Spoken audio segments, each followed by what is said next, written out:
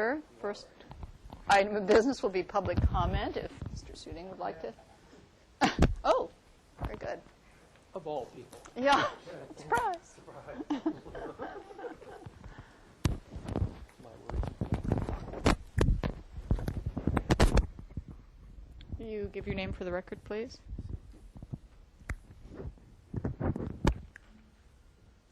My name is Kellum DeForest, and I am reporting from the City Council meeting on the general plan this morning. No vote was taken. Discussion is continued to November 16th. The contentious item is on increased housing density, which is proposed for the downtown core, which of course includes all of the EPV. They have acknowledged the historic structures and have proposed buffers around them, but these buffers are only from the structures themselves, not from the historic structures the property lines that the historic structures are on. I respectfully request, could not this commission ask the City Council to exclude a very high density designation for the EPV? Thank you. Thank you.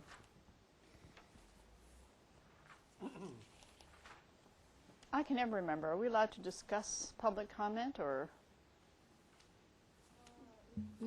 No? No, we would have to agendize that discussion, Right, wouldn't we? Just as a discussion All item right. or something. All right.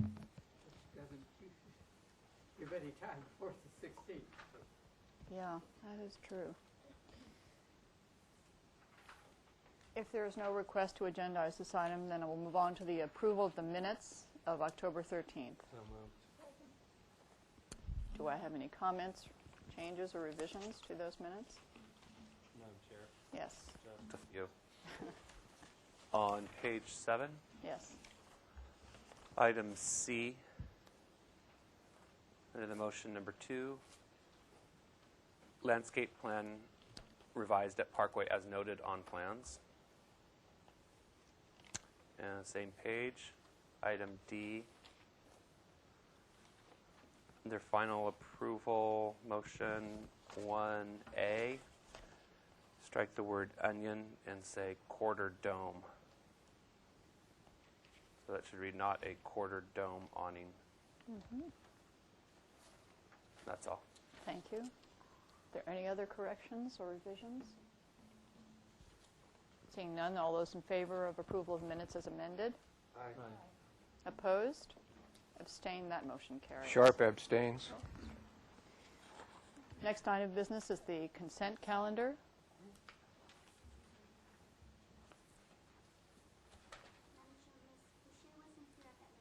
Perhaps Oh, I'm sorry. I'm sorry. I abstained from that. 2 abstentions then. A question, and then I'd like to make a motion. On the item C, they're talking about the replacement of existing aluminum windows with fiberglass clad wood windows. And I'm not familiar, I mean, I don't remember fiberglass clad being approved. We usually approve aluminum clad. Is that, and I imagine they have concerns about moisture because of the ocean and so forth, but usually we approve aluminum clad. So I was wondering, how did that go? Well, the problem is there are about 4 or 5 different kinds of windows, from aluminum nail-on to wood to vinyl to non-clad. And so the owner, Hyatt, is trying to upgrade the building as much as possible within a context of matching windows that are adjacent.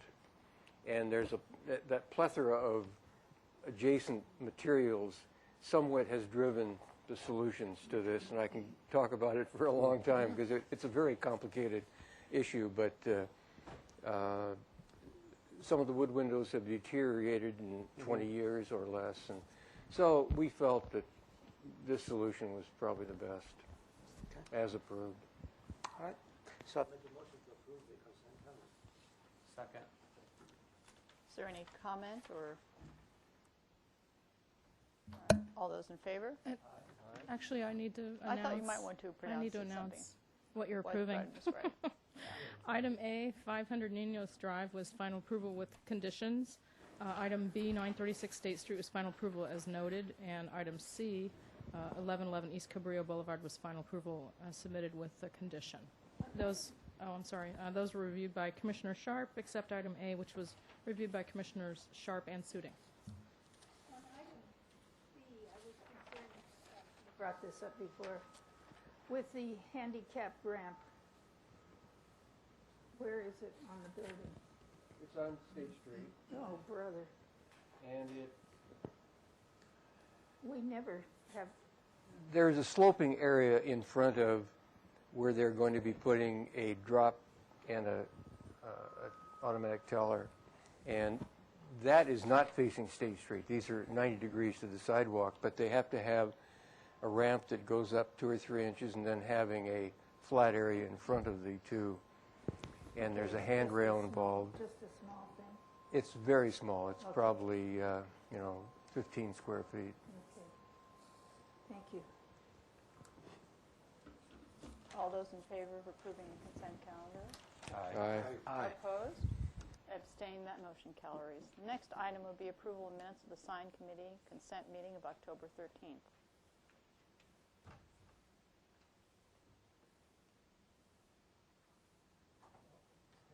Those were reviewed by Commissioners Boucher and Don Sherry earlier today. So if somebody would like to make a motion. So moved.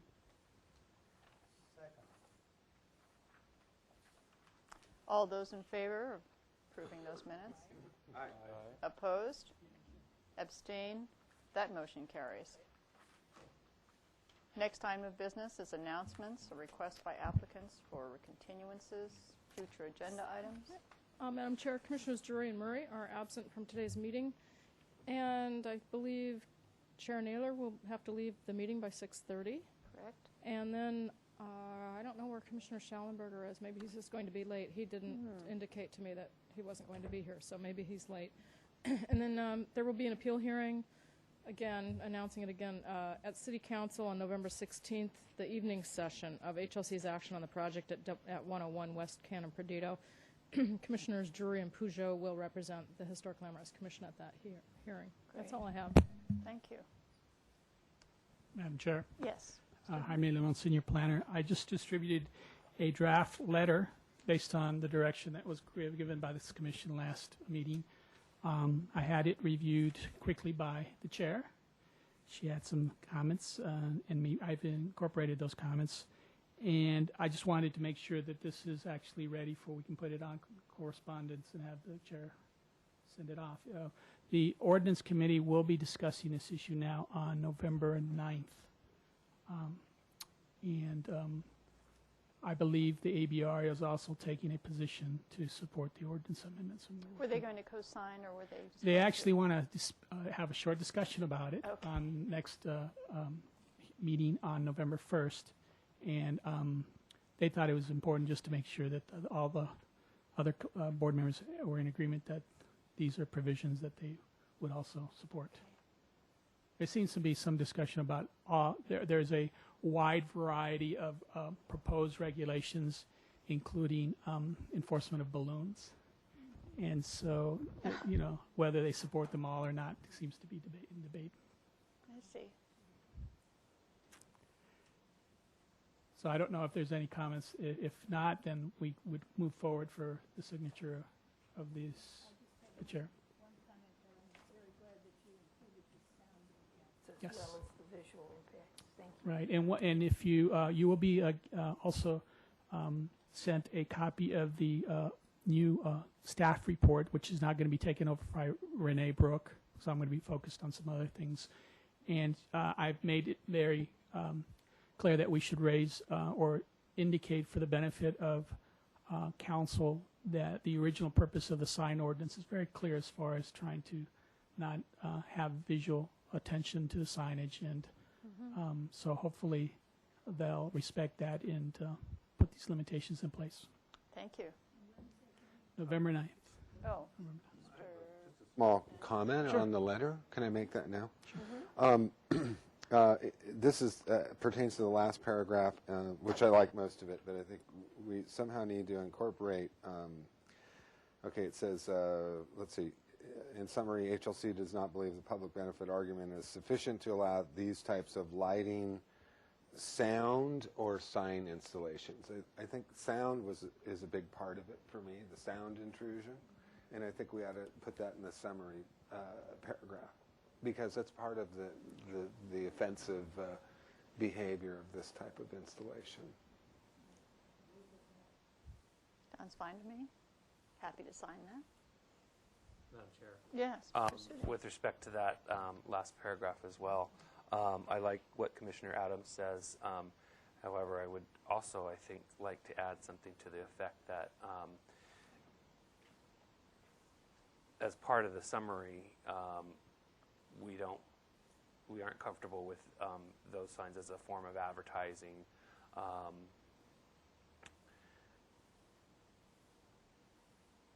I'll leave it at that. Just I know, but it says in summary, and so it's almost like you should be repeating what you've set up above it. And one of the reasons, as a commission, we don't like it is because of the advertising.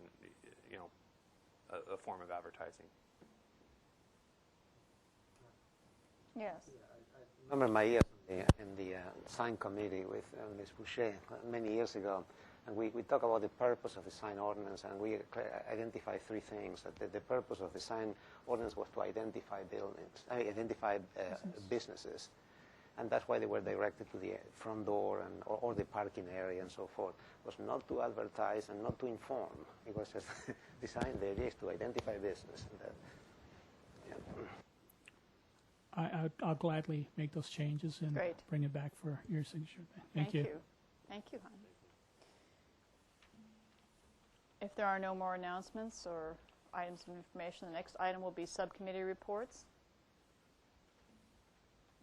Actually, I'd like to report that the Ellen Contest Subcommittee did not meet.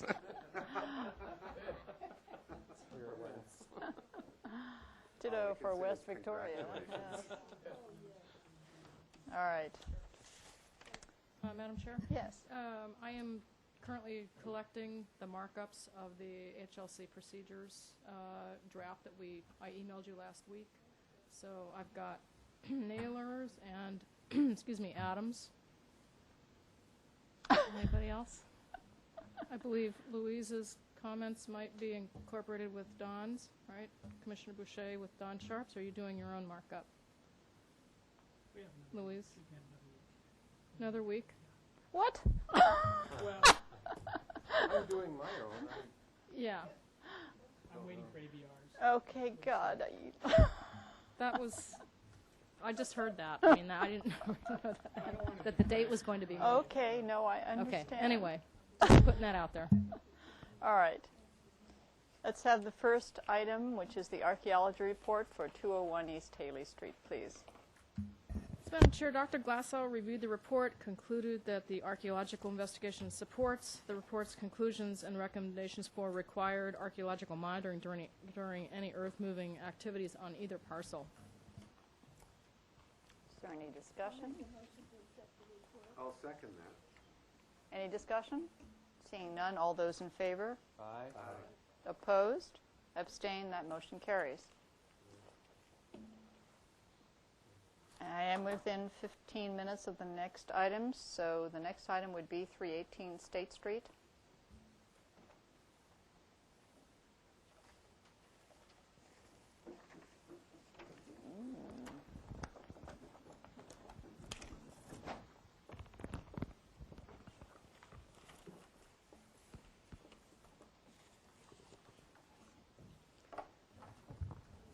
Madam Chair, just Yes. some initial comments Oh, for the thank you. benefit of the public and the commission. We are now forwarding sign applications directly to the commission.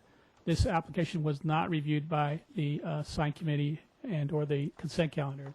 We thought it was a aggressive proposal, so we'd like to hear the commission's review of the entirety of their proposal. Okay. Will you introduce yourselves for the record and proceed? Patty Shavera. I'm the architectural project manager for REI. Thank you. Greg Mellinger, I'm the district sales manager for REI in Southern California. Great. And Peter Lewis, property owner. Yes. Christian Muldoon, Vogue Sign Company. Thank you. Who is going to make the presentation? I can. Okay. Do you want to take us through what you're showing us? Okay. See, everybody has a copy of the report. Of this presentation? Yes. Okay, so you know it is being televised, and Oh, okay. so if you want to point at anything That I or... did not know. Okay. 15 minutes of fame. REI, Recreational Equipment Incorporated, is beginning the permitting and construction documents soon for the proposed location of Anacapa. I always get the word wrong. It is a warehouse building that is on the back side of State Street. Perhaps somebody would like to be pointing at the relevant photograph as she's speaking, Okay. or is that... Yeah, I'm Perhaps sorry. you two should switch. I think so. That might be good. Thank you. Use either this or this. Okay. So what you're seeing in photo 1 is what would be the front side, our storefront entry for the REI store. Photo 2 and photo 3 just gives you an idea of some of the areas around. Photo 4 really gives you the exact location of what our storefront would be. It starts from about this point here, and it goes down one more peak all the way down to here. So it's an existing warehouse. We've already gone through the storefront approval through the Santa Barbara City. The other items that you'll see in here have to do with the existing space, the actual state front facade, some of the detailing that you're seeing here. Again, down to photo 10, really gives you the look from Anacapa, how far away our storefront is. There's going to be a large improved parking lot in front of the storefront. So the store itself, the building sits quite a ways back, but it gives you a really good view into exactly what you'll see from the street for our storefront.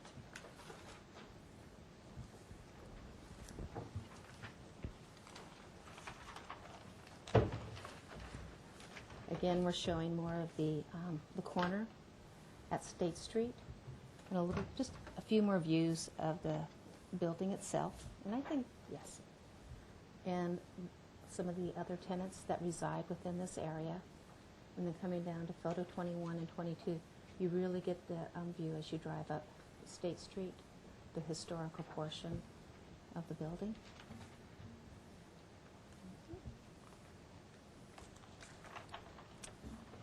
Here is the actual site plan.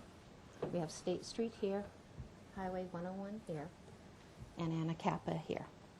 So our entrance into our space, which is in the gold, you'll see how you enter it from Gutierrez. You come down, and you come straight down into Anacapa, which is a dead-end street. So the visibility for our store really is some on Highway 101, coming this way, a little bit this way, because we have it a little bit higher element here. So we have visibility here and here from Highway 101. We really do not have visibility from State Street. We do not have any presence there. We may have a small sign you'll see further into the proposal. What we do have is just an egress out. So our store really is placed on Anacapa. And you can see again that we do have the large parking lot in front with our loading dock area and our actual entry into our store right here. This space, the building will also be shared with other tenants that will be coming into the space. Any questions on the site plan? I don't think so. Yeah. Yes, I do. As long as we're on this. What did the numbers mean? Those are the different signs? Those are the that you different have? signs that will be referred to here. Okay. So we try to, Yeah, so the yellow area is the area of your lease. And the others Correct. are other tenants have also already some signage, right? I'm sorry. They already have sign in the building, right? The other tenants, I imagine. Correct. The existing building has 20-some tenants. The State Street tenants have their own signs that I think you can see in some of the photographs that are in front of you. But when REI, the tenant that would be adjacent to REI, that section is currently built as vacant, does not have a present tenant, but we look forward to them upon completion of the REI, as well as the building adjacent to the freeway there. Okay. So there are going to be 3 tenants off of the Anacapa side and the remainder off State Street. Yes, I guess we're in that mode. Sign 4 is not located on your, You know, you're absolutely correct. It has been located incorrectly. It is on sign 4 should be right here. okay. Thank you.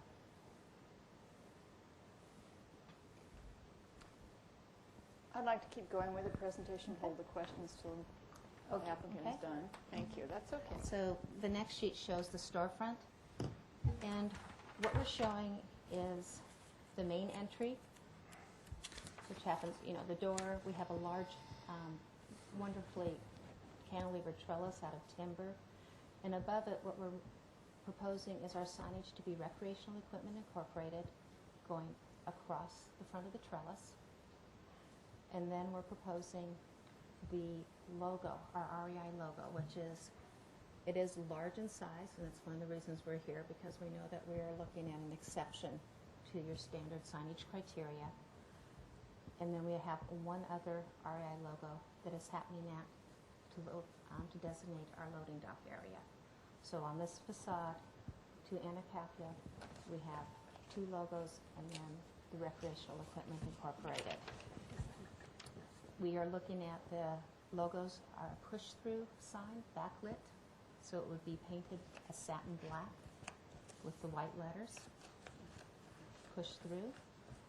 We also understand that our letters in the REI logo itself are larger than the standard 10-inch. We're looking at 1'7" for the one above our entry area. The reason being is that we are set back quite a ways from Anacapa, which is the public right-of-way. And so to really be able to see that it is an REI store from your street that is a dead end, we have increased the size of our standard logo.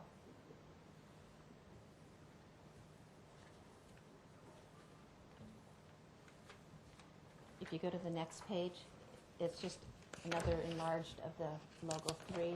It is even larger, and this is the intent here is for both designating the loading dock, but this is also where we'll get the visual from Highway 101.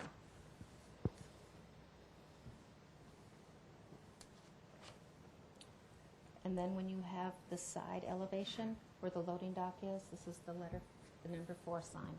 Again, we've shown the logo on the side of the building. And that is to really address the south traffic coming on Highway 101.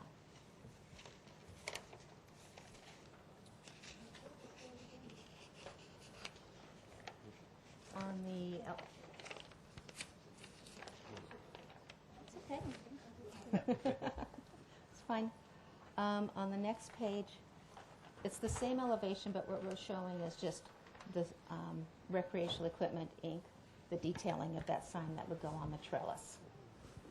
And there we have the smaller signage within your standards. On the last page is what we call our specialty shop sign. And what you're seeing are 2 configurations. And you'll see what really is the difference is this one has the word ski on it, and we have locations where we don't do a ski business. And so it's really showing it's the same size sign, but it just has what are different categories of sporting merchandise that we offer. And again, it also has the details.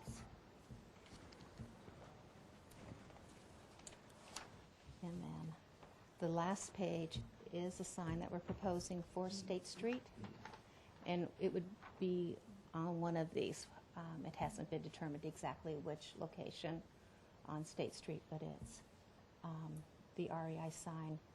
The signage here for the letter height is within the 10 inches. It's actually smaller than 10 inches, but it would give us some presence on State Street so that you would know that the REI store, even though you can't get through it through State Street, you would know that it is within that building area.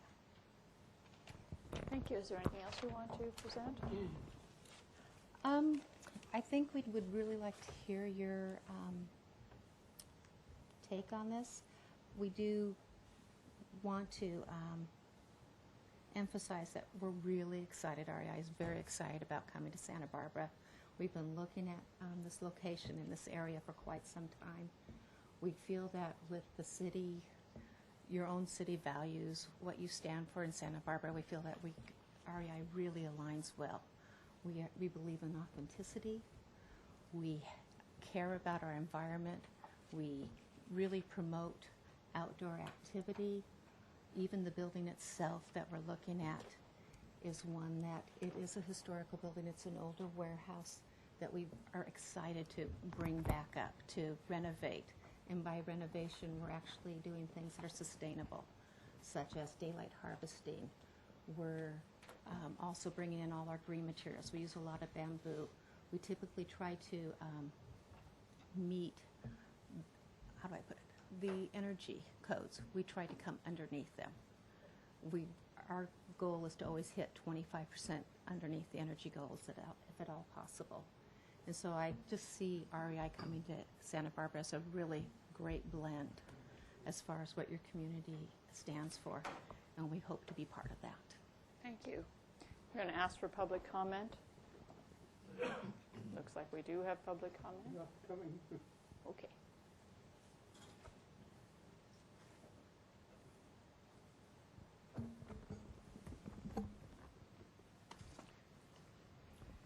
Kellum DeForest, good afternoon again.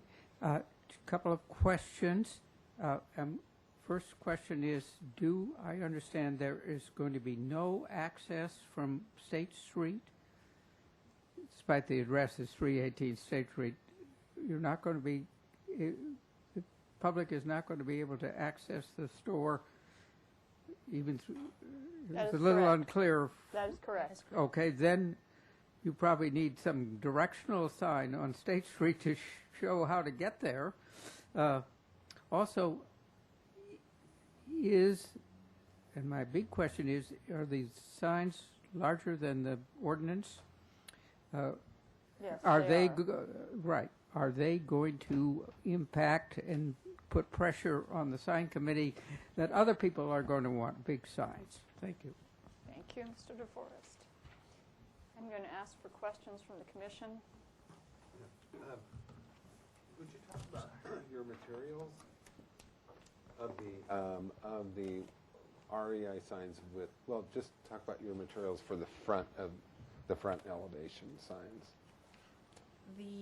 The boxes, such as on the logo here, are the satin black. It's a metal painted satin black. And then we have the push-through white letters. The white letters push through the box and are illuminated from behind, so they're backlit. This is illuminated behind this material. Correct. And the white aluminum, what's that for? That would be on the sport, the category, so that that is not illuminated, but we'd have the white satin letters on again on the black board. On black. Yes. Thank you.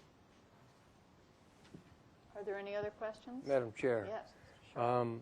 Have you considered, or has Mr. Lewis allowed you to consider having a ground sign out on Anacapa near the sidewalk to be able to see from Gutierrez or even above? Actually, Peter, if you want to speak up, but on the site plan here, there is, we were just discussing today, being able to have a sign along Gutierrez, was it?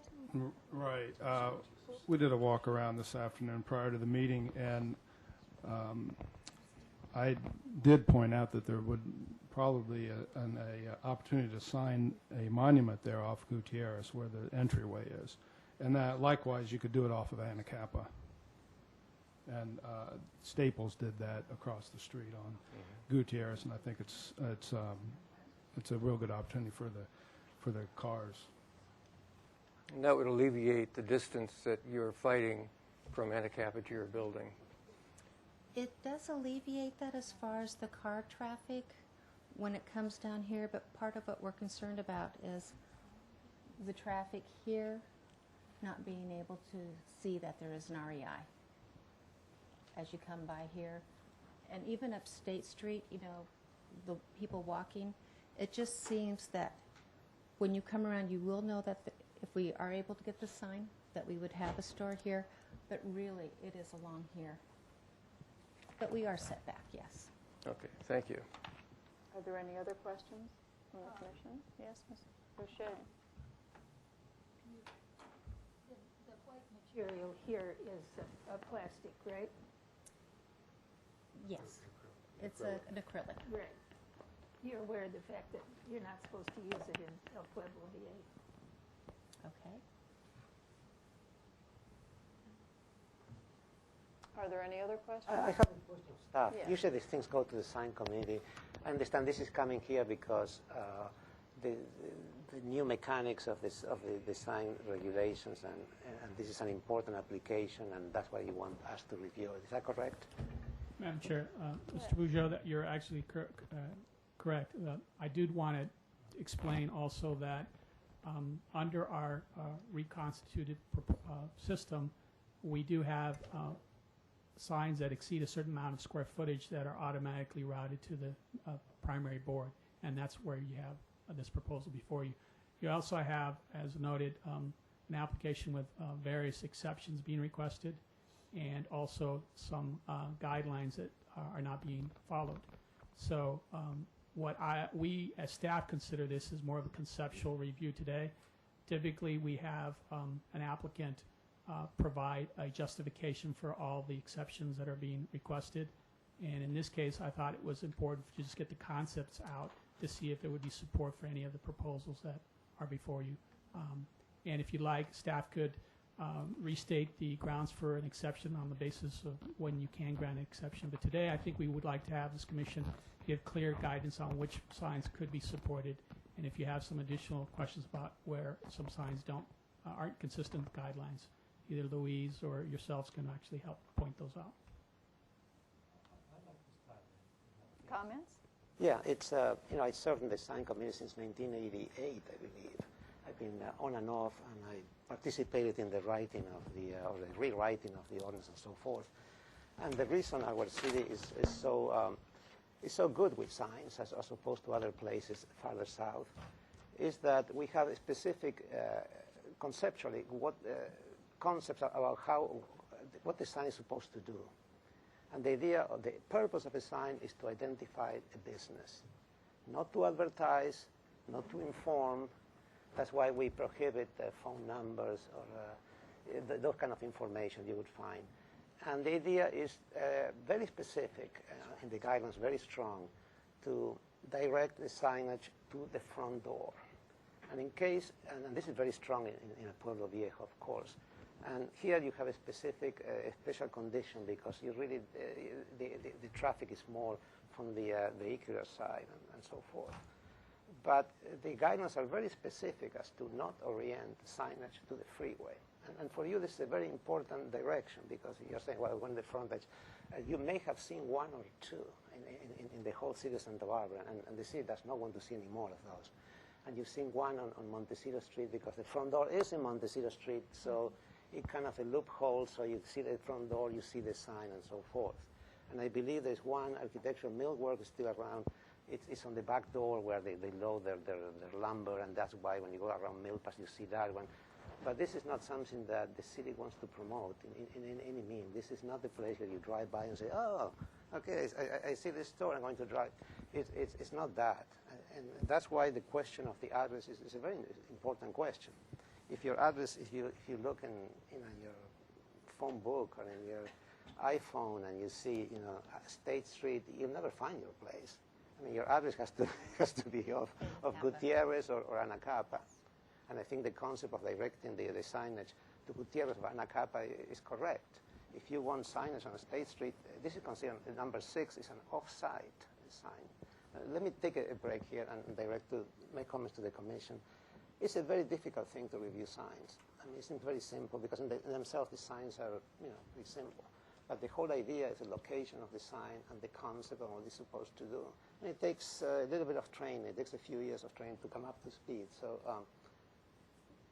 this is one of the things. The location of the sign is huge. It's the most important thing, where you put your sign.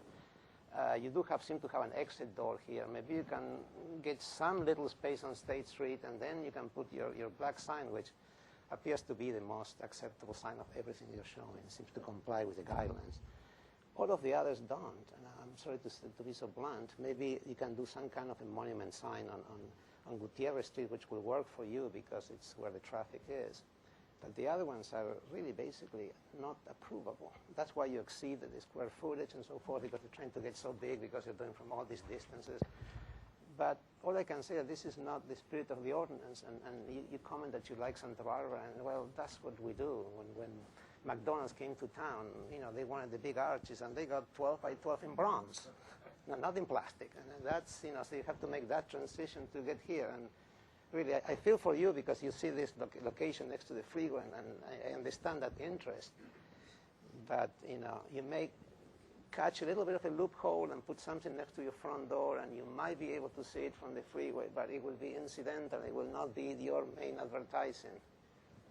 Okay, that's the comment. Thank you. And before we go on to another comment, I want to let the Commission know that the grounds for an exception, you must make these findings if you want to make an exception, they are exceptional or extraordinary circumstances or conditions applicable to the property involved or to the intended use of the property that do not apply generally to other properties in the vicinity.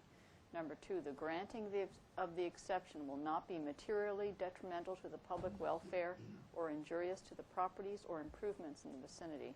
And number 3, Mr. Peugeot's point, the proposed sign is in conformance with the stated purpose and intent of the sign ordinance. You must make one of these findings. Madam Chair? Yes. I certainly second Mr. Peugeot's comments.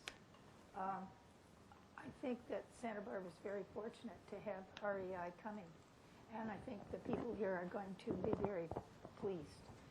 So I don't think you really have to vary from the sign ordinance as much as you have. Internally illuminated cabinets are not allowed in El Pueblo Viejo, and so on and so on and so forth. Have you read the sign ordinance? Yes, it has been. Okay. I want to make some comments about materials. The best signs and the materials are. It seems to me that aluminum and plastic is not going to fly.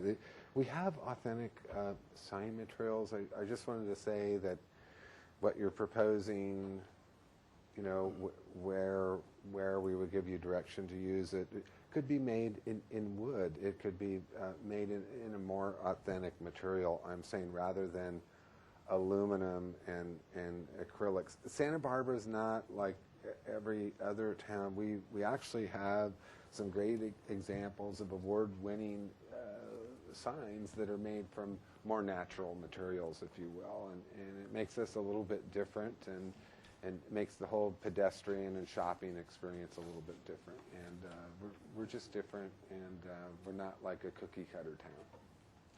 Are there any other comments? I have one other comment. There is a sign program at the front of this building, and I in it on the, looking at staff, rather than the black, which is so harsh on that facade. And furthermore, that's an off-site sign. So, thank you. Mr. Lemon? Madam Chair, we may have a sign program for the front arcade. And I guess this commission would want to know if you want to continue some type of consistency to the back of the building in different tenants. There are several tenants that have different orientations. But what I also wanted to comment on is I think what you should do as far as documenting your level of support for each of the sign is to systematically go through each sign. And I just wanted to clarify one point, that there is a basis for distance to be used to increase the letter heights for the signs. So they do have that condition there. That the question would be how much of an increase would be an acceptable deviation from the 10-inch maximum based on that distance. So if we could comment on direction overall on each sign and whether you would consider an exception for the size of letters, that would be helpful to the. Thank you. And Mr. applicant. Lemon, there is no mathematical calculation based on distance that has ever been done over the years? That's correct. We do have some precedents. Typically, I think they've gone up to about 18 inches on some of those locations in the city where the sign committee felt that there was a considerable distance from the street. And in this case, it's a cul-de-sac dead end, so we don't have the same type of traffic issue. If you're on that street, you're typically there versus driving by. So again, that's why that finding is extraordinary, unusual circumstances that would justify this to be, and that distance issue is something that you consider. Very good. Yes. I think I would like to direct the applicant in the motion to redesign the proposal so that it's directed to pedestrian and vehicular access and not to the freeway, the adjacent freeway. And so the sign number 6 right now is off-site. It's considered off-site. Sign number 4 is facing the freeway, and sign number 3 appears to be facing the freeway as well. There is no, right now there is no, you could benefit from locating signs on the Gutierrez and Anacapa streets. The exception for letter height does not seem to apply because it's just simply the intent is to be seen from the freeway, not to be seen from where people are coming, which is Gutierrez Street would be mainly. And no matter, the cul-de-sac is a cul-de-sac. I mean, you don't get any traffic there. It's not that you're driving by. I mean, if you're already in the end of the cul-de-sac, you're going to your shop. It's not that you're passing by. You know, so I think the direction is to re-evaluate the application and to conform to the ordinance as much as possible. There will be some latitude because of your special circumstances, meaning that, well, there's something special about this building, you know, facing the cul-de-sac and so forth. But you're not complying to. I mean, you need to comply to the ordinance. That would be the motion. Yes, that was a motion. I'm looking. Did you want to include anything about Material? illuminated cabinets? Well, that's part of the ordinance. Yeah. The internally illuminated signs are not allowed in El Pueblo Viejo. As long as that's understood. Yeah. And plastics are not allowed either. I'll second the motion. Is there any discussion? All those in favor of this motion? Aye. Opposed? Abstained? That motion carries, certainly. My one question is, my understanding, UDA runs this way, correct? One way? Correct. So when you are driving down this way, you know, and I understand that I did speak of Highway 101, but when a car's coming down this way, to see the sign this far, or to see us, you know, the smaller monument here, it would be great to have that sign at our storefront a little bit larger, so that you can see it and notice it before you've passed by it. You know what I might suggest to you is that you do some mathematical calculation or section view which shows how much larger those signs might need to be from the distance you're showing as opposed to our pedestrian passerby. Okay. And why don't you show that to us? Okay.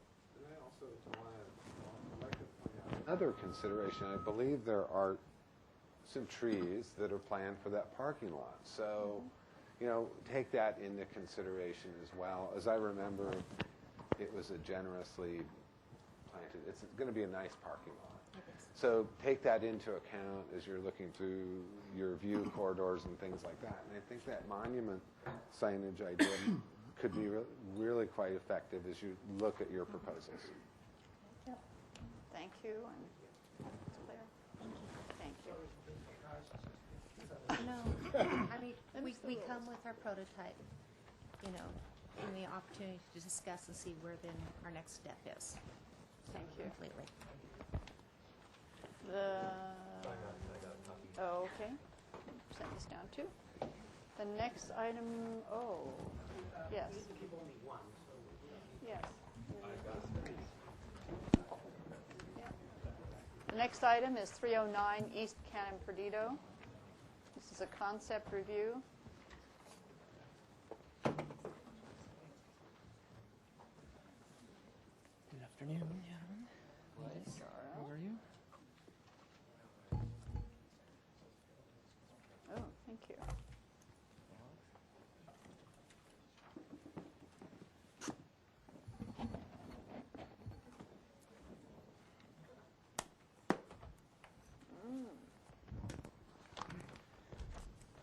My, yeah. Hey, good, how are you?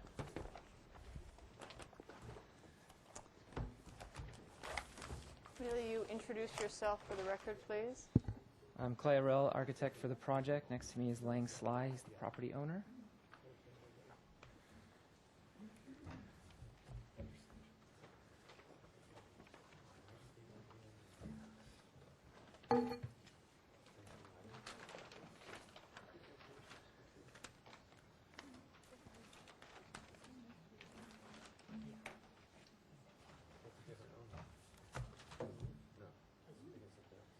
You saw this project this property actually back in June of last year with the Historic Structures Report with the request to remove the existing structure on site. That was approved by your commission Sorrel, at that point. Did you introduce yourself for the record? I did. Oh, Do you want me to do it sorry, again? I missed it. I can do it again. No, I can't. Not even going to try that one. I just want to start off by explaining, kind of orienting. You know where the site is, obviously, but kind of showing you some things. We have pictures here. I've got actually another set of pictures with me that we can all look at. Anyway, I'll start with our parcel map. Here's our parcel in blue, and we are here's Garden Street, Cannon Perdido. We're the third house property in. Next on the corner is the Legal Aid Foundation, sorry. And between that building's historic, between that building and our structure is a parking lot, which is owned by them and shared between them and the environmental defense group here. So these two parcels actually share this parking lot that's right next to our site. And as far as we can tell, they have easements between each other to allow parking, and that's part of their required parking. So these three parcels are sort of tied together. This is a commercial building, which you see on the front page. Podium parking with offices above. And then here's this little street, El Caceria, which kind of comes up here in that little neighborhood. There's a bunch of small homes up in there. And then there's a few other buildings, kind of residential and otherwise sprinkled along the side of Cannon Perdido. Here you can see there's the Legal Aid building. Sorry, that's so small. Here's our property. Here's the parking lot. Here's the commercial building. The street comes up here. This was recent. I think you recently looked at this one to do a condo conversion, and then it sort of marches down the street. There's some buildings kind of podium-esque where they're pretty high off the street. The other side of the street directly across from us is I'm looking upside down, so forgive me. Here's the building on the corner, small commercial building. And then our neighbors across the street, which are here, they're down in, there's a couple homes tucked in here. And then this kind of marches down the street. Here's another set of photos if you all wanted to if you wanted to see it. And then this is a building that I believe, Alex, you worked on this building recently, just down the street from us, Canna Perdido, just down here. This was recently remodeled nicely into a more Spanish vernacular from where it was originally. This building is you're all familiar with this building here on the corner, the kind of condos, tri-level with a roof deck, parking in the rear. And then this building recently got completed in construction in the neighborhood. And I'm just bringing these because they're part of our own context when we were looking at our site. This project actually has garages at the street level, which was kind of interesting. Then the building steps back. It gets up to, I believe, I don't know the topographic back here, but I think it's 2 stories above a grade, which this is all sloping up. But they've got garages at the front, pretty much right at the street. So on our project, Lang and his wife have been looking for properties in town for a couple years, and they wanted to be in the downtown corridor. They wanted to be walkable to all the amenities that we have nearby. This site kind of struck them, and we've started this development process. As you'll see from the parcel map, and I'll get a little bit more into it in the site plan, it's it's an odd-shaped lot. It's not 50 by 100. It's about 55 at the front. It's about 45 at the back. Has a little notch here. So we had some really interesting site constraints when we started looking at this project, and that I'm going to bring more of that up when we get into the site planning of this. I'll go ahead and pass these around if you all want to look at these.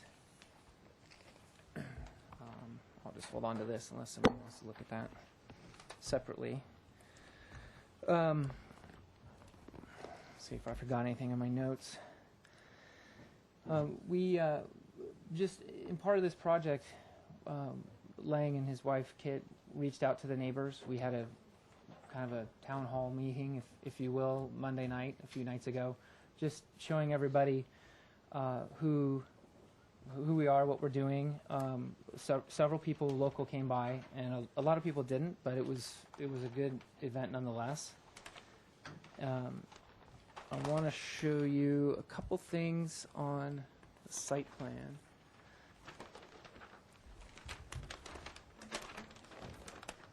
So our existing site plan is here, and I brought this because I want to show you some of the limitations of the lot. Here's the parking lot, excuse me, for the Legal Aid Center. Here's the environmental defense property. This is actually a historic structure. This is a historic structure. This is the commercial building right next door to us, which actually sets back off the property about 10 feet here. There's a really tall, probably 6, I think it's 6 feet, it might actually be 8 feet, tall wall that runs the property, and then the building actually comes out to the property line, and it's built 2 stories right here on the lot. This is the existing structure that we're proposing to be removed. And as you can see now, it's sitting inside the setbacks partially on the 2 sides in the front. Here's where the site notches back, and so it left us with a 45-foot width in the back, but we do have 55 across the front. And there's an existing driveway that comes in here. It's impossible really to pull around this building at this point and park back here, so this is just back patio.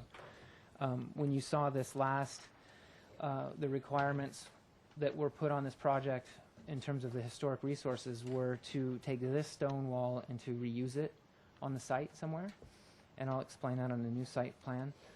Also to photo document this structure and to provide a plaque, which we would bring to you at some point for approval.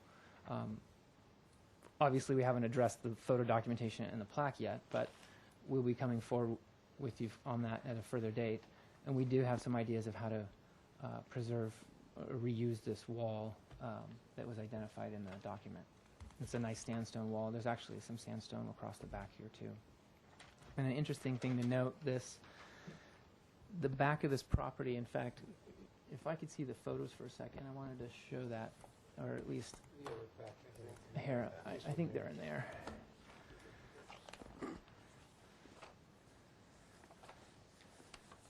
Here's a look at the driveway, the current asphalt driveway that runs the length, and there's a pretty large, it's not a hedge, but it looks like a Myosporum tree line across here that's sitting there, and I might have the species incorrect, sorry. Myosporum. Yeah, it's close. I'm trying. Pittosporum, Myosporum, you know. This is actually, I'm going to look, this is actually at the back of this is the backyard. And here's the stone wall that was identified in the Historic Resources report.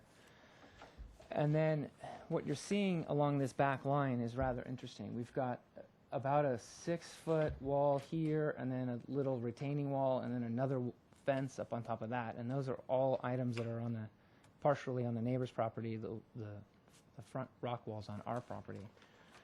And then there's a home back here that sits up here, and this is I can't remember who owns it exactly, but it's a rental unit. And these people did not show up to our invitation, so we weren't able to speak with them personally. And they could be here today, I'm not sure. But we have a really interesting existing condition back here, which is a very tall rock wall, another retaining wall, and a fence on top of it.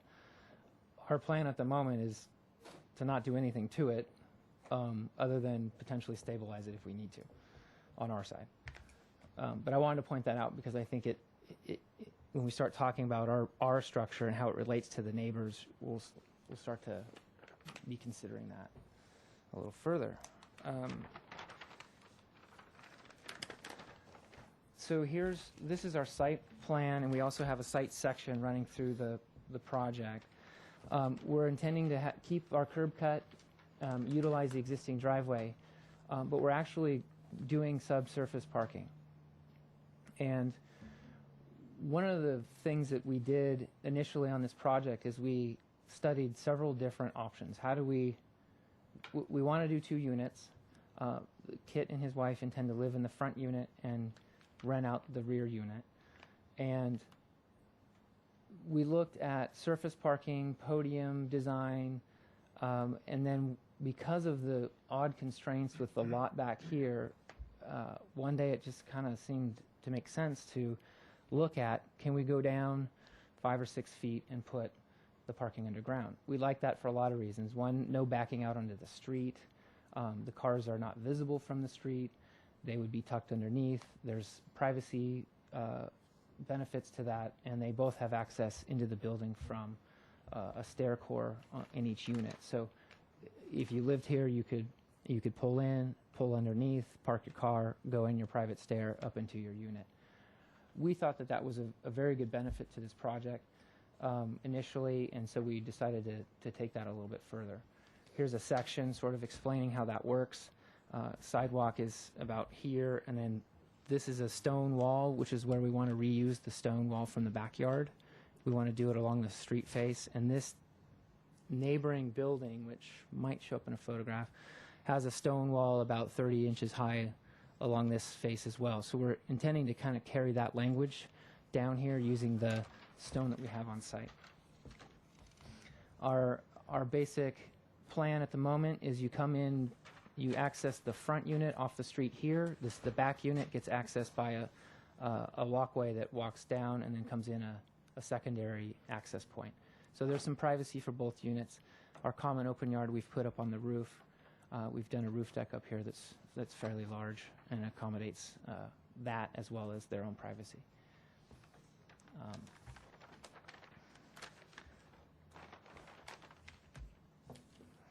Let's see. These are the floor plans. I won't spend a great deal of time on them because you're probably more interested in the rest of it. But what we've been trying to do is get the parking underground. As you can see, here's the stair towers that come up for each individual unit. Trash is located down here, out of sight, out of the way. Those would be pulled up for trash day, or Marburg could come get them. As you come up a level, on the main level, off the street, you'd come into the entry. We've set the building back a few different places. One for a large patio on the southwestern side of the site for the first unit. The numbers were required to have 96 square feet. We actually have about 194 here, so we have a fairly large patio here. This is our party wall, and the back unit is pretty much stacks They have backyard usage as well as a covered patio, and then sort of the great room and the stairs from below and that go up. That translates up. The front unit again is here. Here's the trellis below. There's the stair. Second unit. The front unit is still steps back at these levels. So we've pinched the building kind of in the middle. And then as you get to the roof, we've done like a tile mansard roof so that we could keep the heights down, but also get our outdoor living space up here and have it be usable and functional. And these are the stairs that come up to the top and allow access to the roof.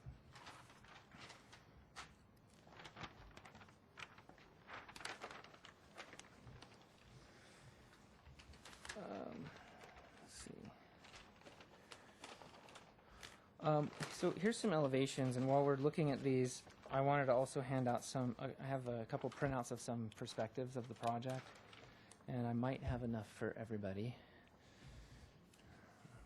And if I am short one, maybe we all can share. I might keep one just to go through it.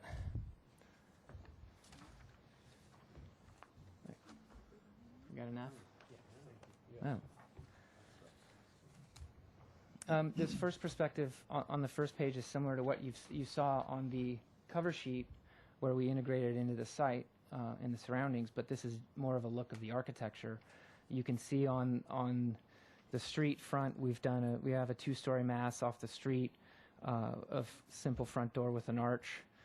Come back along the southern side, there's the stair tower that comes up.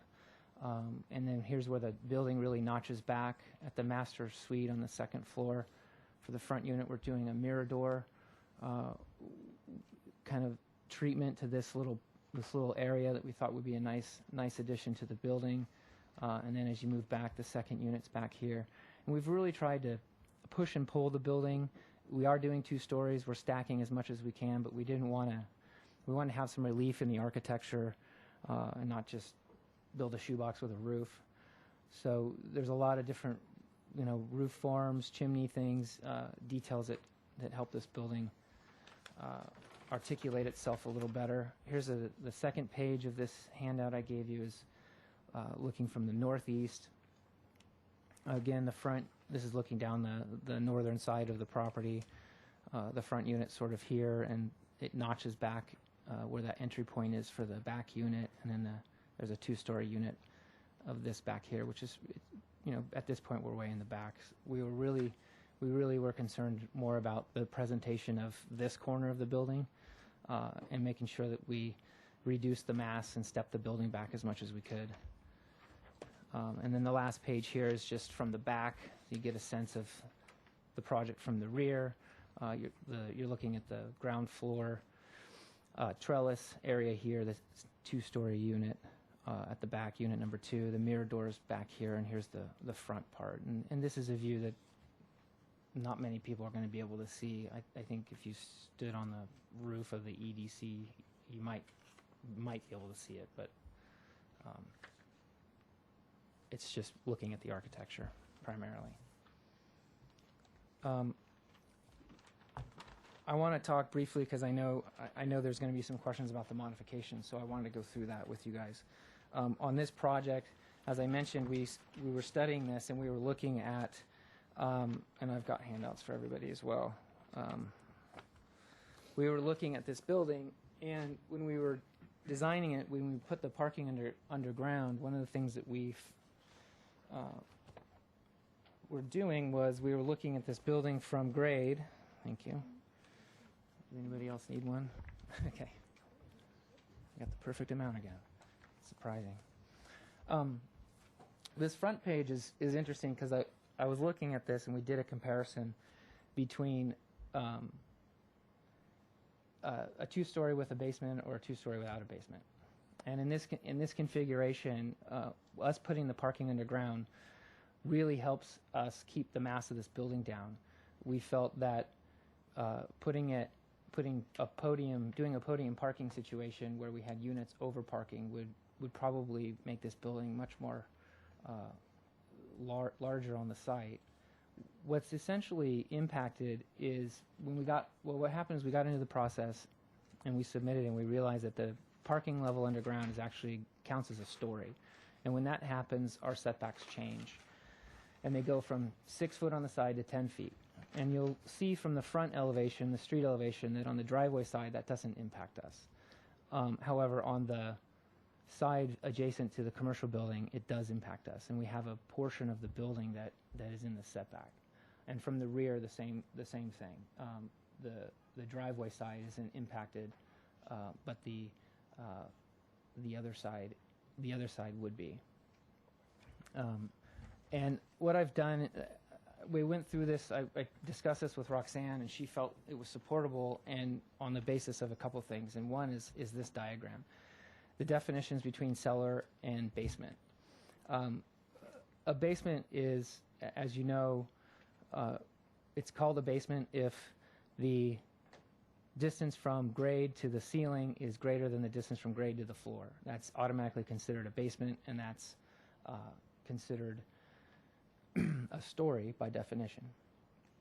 On a cellar, however, if this X is actually less than 4 feet and the distance from grade to the floor is greater than grade to the ceiling, then it's considered a cellar and it's not a story. And when we were looking at this, one of the things we discovered is that our parking level it doesn't meet the letter of the law, but it meets the intent of the cellar, in that we're basically, except for this area where we pull into the garage, we have a cellar condition all the way around the perimeter of the project. And so when Roxanne and I discussed that, we were talking about several things. One, it doesn't meet the definition of cellar based on the fact that we have this door here, but everything else considered, it would. Two, this is a small lot, it's a constrained lot, and three, there's modifications can be granted to make I forget the terminology in the code, but an appropriate improvement to a site, let's say. And so she and I both felt that we'll come talk to y'all and have a discussion about it, but I wanted to show you some more diagrams to explain how this impacts the project. The second diagram here is just a diagram of our current proposal, and when if the parking level is not considered a story, then we started designing with a lot of relief on the six foot setback. So we actually designed this and laid this out and then submitted it and realized we had a problem, which is not always a good thing, but it happened nonetheless. But here's the orange is where we've actually set the building back considerably from the setbacks. On the next diagram, the blue areas are the areas the areas that we're actually encroaching in the setback if we use the 10-foot setback designation. The orange areas are still the areas where we've actually pushed the building back. So we have a sliver along the north side, a little bit along the south side, and a little tiny bit at the front. The next diagram talks about our open space. When we laid this out with 6-foot setbacks and pulled the building away, all the yellow areas are open yard, and this is actually an overlap of open yard and private outdoor living space.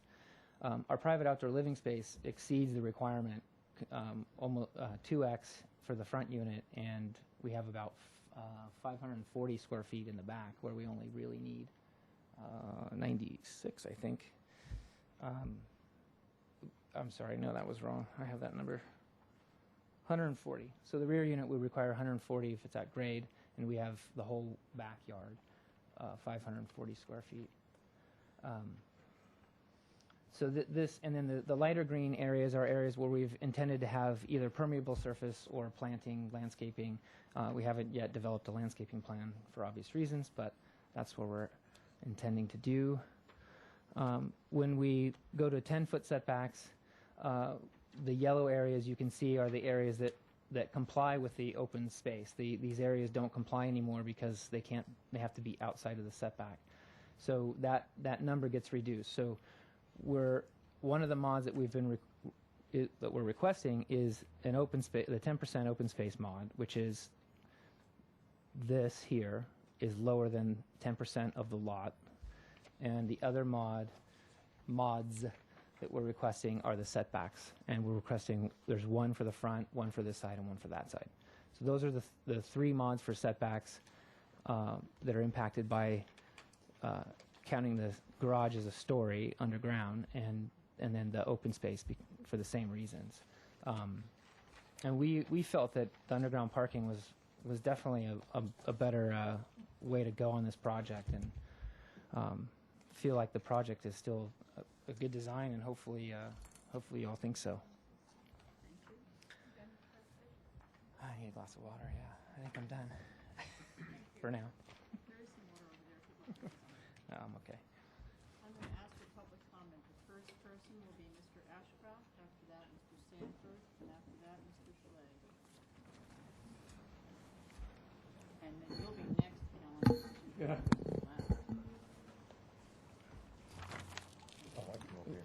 First, Mr. Ashcroft.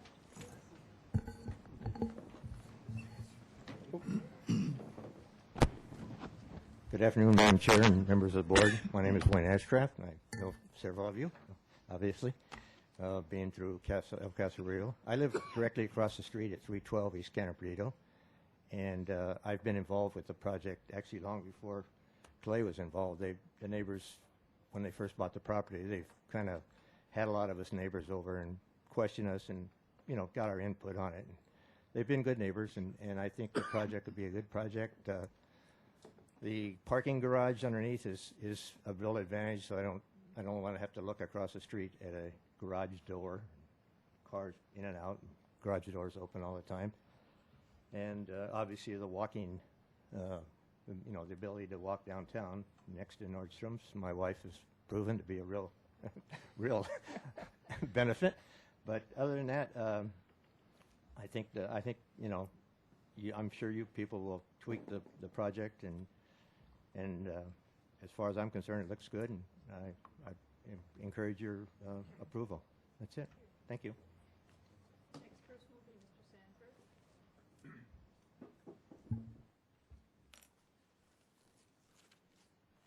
Sanford. Madam Chair and members of the committee, my name is Richard Sanford. I am the landowner just to the north of the project. I want to thank Mr. Slay for the invitation to attend Monday's town meeting, but I was in San Francisco and unable to attend. So I returned in time for the meeting today to see what's in store in our neighborhood.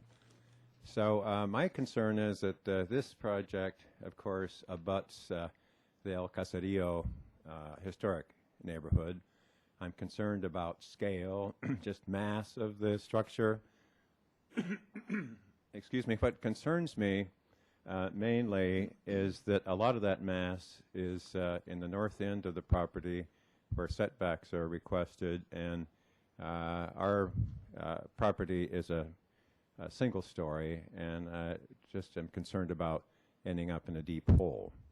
And so it is important to me to know where grade begins in the project. I assume it's on the front of the building.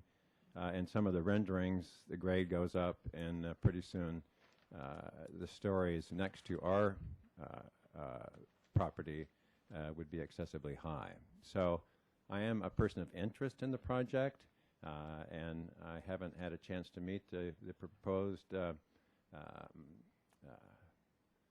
developers, but I look forward to doing so. Thank you for your considerations.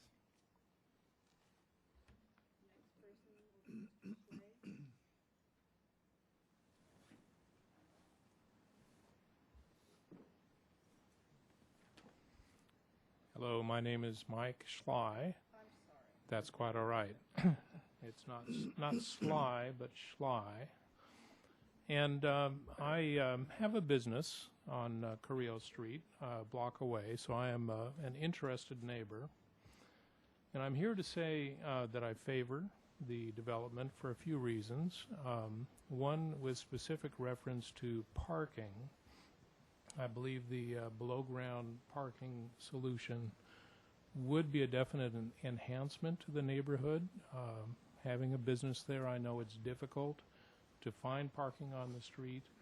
I also know this particular parcel. I've visited the house a few times and know that there really isn't practical off-street parking there now. So I believe this solution would actually reduce the demand for on-street parking by providing the underground parking. Second, I want to say, as an owner of a business nearby, I definitely favor this kind of enhancement to the neighborhood. I think this is a very attractive design. We have, it may or may not be widely known, but quite a bit of crime problem in the area, frequent vandalism to our building, graffiti, people breaking into cars in the garage, that sort of thing. And my concern for the neighborhood is that it improve rather than degrade. And I think it's developments like this that will help set it on the right path. I also want to vouch for the character of the Slys. Lang and Kit are fine people. I'm proud to know them. And if you're looking for applicants who are going to be responsible about the way they put together a project and execute it, these are the kind of people who will do that. They won't get halfway through the project and abandon it. They will do a very responsible job. If she were alive today, I think Helen Pedotti would be very proud to have this project across the street. So thank you for your consideration. Thank you. Mr. DeForest, and after that, Ellen Goodstein, please.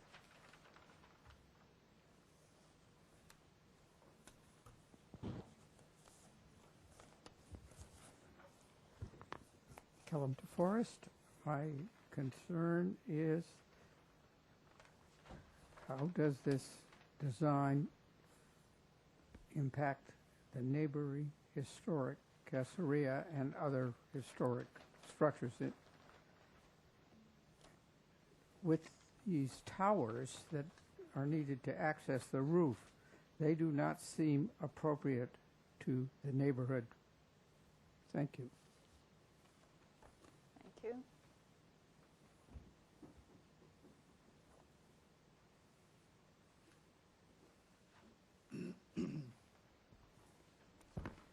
Madam Chair, members of the Commission, my name is Ellen Goodstein. I'm the Executive Director of the Legal Aid Foundation of Santa Barbara County. We own the parking lot and building on the corner at 301 East Cannon Perdido, and Mr. and Mrs. Sly are our next-door neighbors. And I, too, want, as Mike Schley, did I get that right? Thank you. I want to vouch for their neighborliness and their character foremost. Legal Aid's a nonprofit. They came into the neighborhood. They made friends. They've supported our nonprofit. And I couldn't think of better neighbors. They're extremely considerate. They have beautiful plans, what I consider to be beautiful plans that will enhance our neighborhood. And I'm particularly pleased to see the parking underneath the building, because being on that corner, I know how difficult it is to find parking on that street.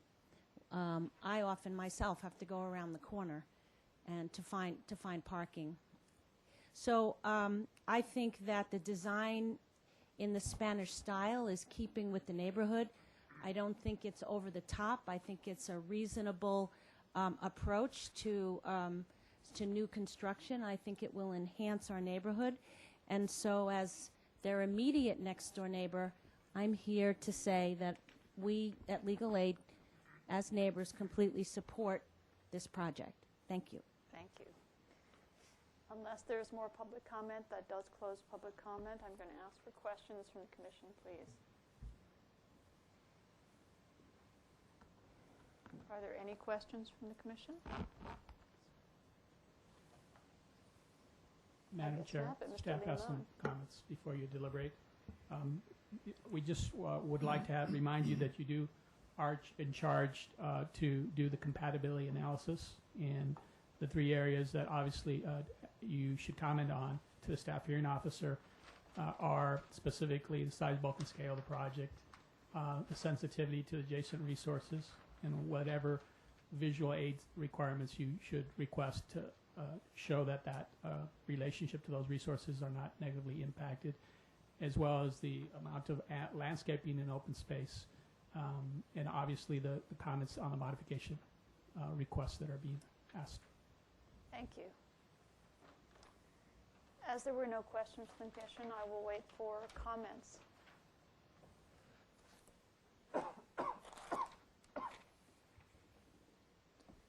Like somebody just make some comments.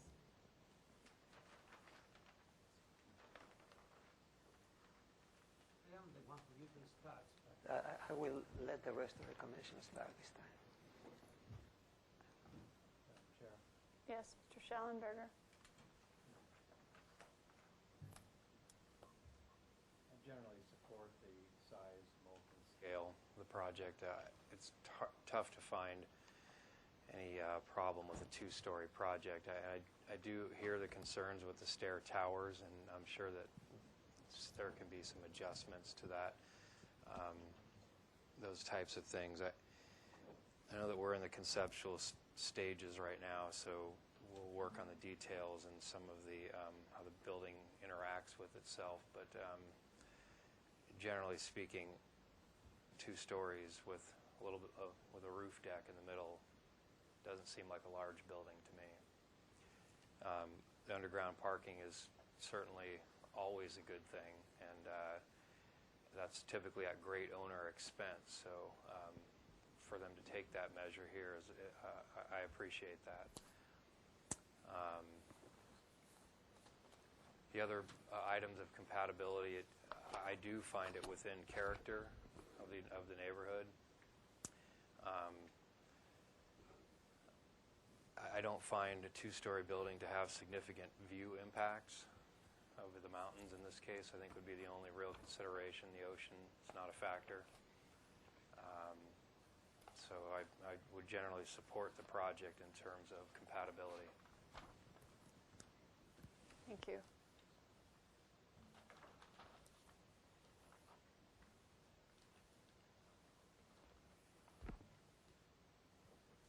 Madam Chair? Yes, Mr. Suding. I too could support the project with some finessing, mainly the stair towers. I think they need to be integrated a little bit more into the roof line. What I do like about the project is the amount of opportunity for landscaping. I think that I could support the modifications based on the amount of landscaping that we see in various places. And as well, supporting the modifications for the underground garage because of the underground garage. Thank you. I also meant to mention regarding the setback modifications. I like or appreciate the trade-off approach. It seems to be what's happened here, where you increase setbacks in areas to offset your encroachment in other areas, and that's a common practice that we see as a good solution.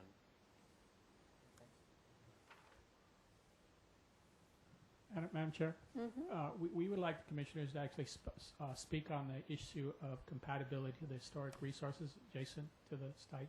So what staff would be looking for is what type of visual analysis method should the applicant be required to demonstrate there are no impacts to those resources. So I know the first 2 commissioners did not speak to it yet, but I would like to have the commission make that decision. And Perhaps that would range like from, as you know, models to sections to story poles, whatever it Yes. takes.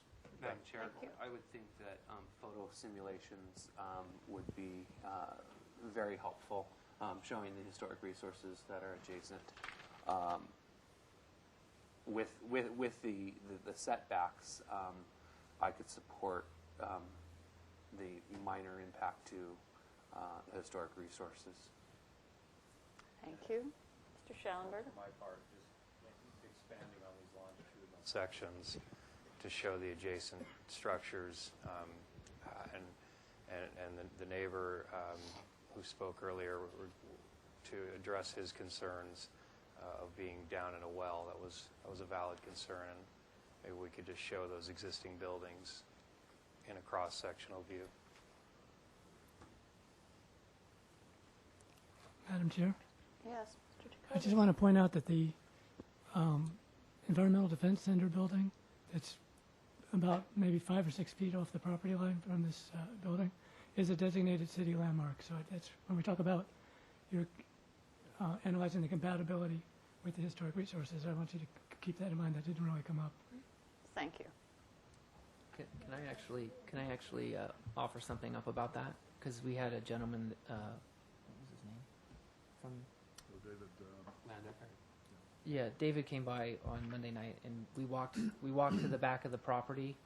The interesting thing about that building is when you're standing on our property back there, that building is lower, and we had a nice discussion about what he would like to see there, probably some fencing or hedging to allow them the privacy that they want, also to give us the privacy that we want. So I didn't bring that up before. I just wanted you to know that we have been in discussion with them as well. So.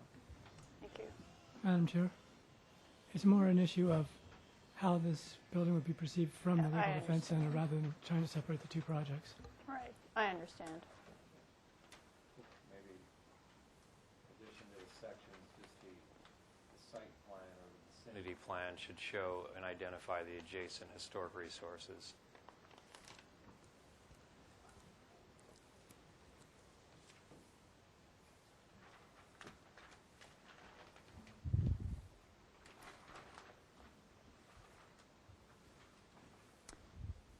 Mr. Peugeot, enough people gone? Madam Chair, Then, Mr. Sharp. I certainly appreciate the podium parking solution, obviously, and I hope that it's affordable. Yeah, the subterranean parking. I hope it's affordable. A two-story building in this location with the undulations that you have in the exterior walls help a great deal to alleviate the setback intrusions. As has been stated a couple times, the elevator or stair towers have to be lowered and integrated into the roof structure so it doesn't appear to be standing out as much as they do. And the exterior elevations need to be massaged and looked at. The Mirador, I'm not so sure belongs there, and certainly not quite that way in my estimation, but that's down the road. But generally speaking, I think with the lowering of the roof portions, as I discussed, it can be an asset to the historic nature of the neighborhood. And I certainly appreciate all the neighbors who have taken the time to be there and be here. It helps us a great deal. So I think I could support personally modest modification with respect to the setback and lowering of the roof elements that exceed the two-story as high as they do, yes, is very important to make it more compatible with the neighborhood. And I think if those weren't there at all, it's a different project. And I think all your documents that you've given us, they loom just much too high, can be lowered down and possibly included in the existing roof shapes if they're slightly extended and so forth. So I think with enough work, it's an improvable project. Mr.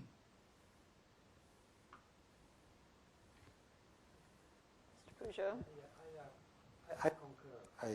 I support the concept of the underground parking and its consequences, which is the setback modifications. I think this project is going in the right direction.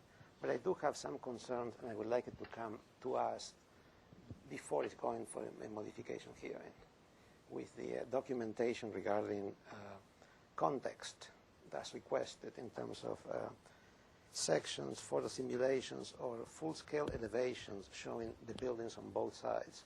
like on the elevation of Cañón Perdido with the parking lot and the former tea house, whatever it's called now. I remember it's the tea house.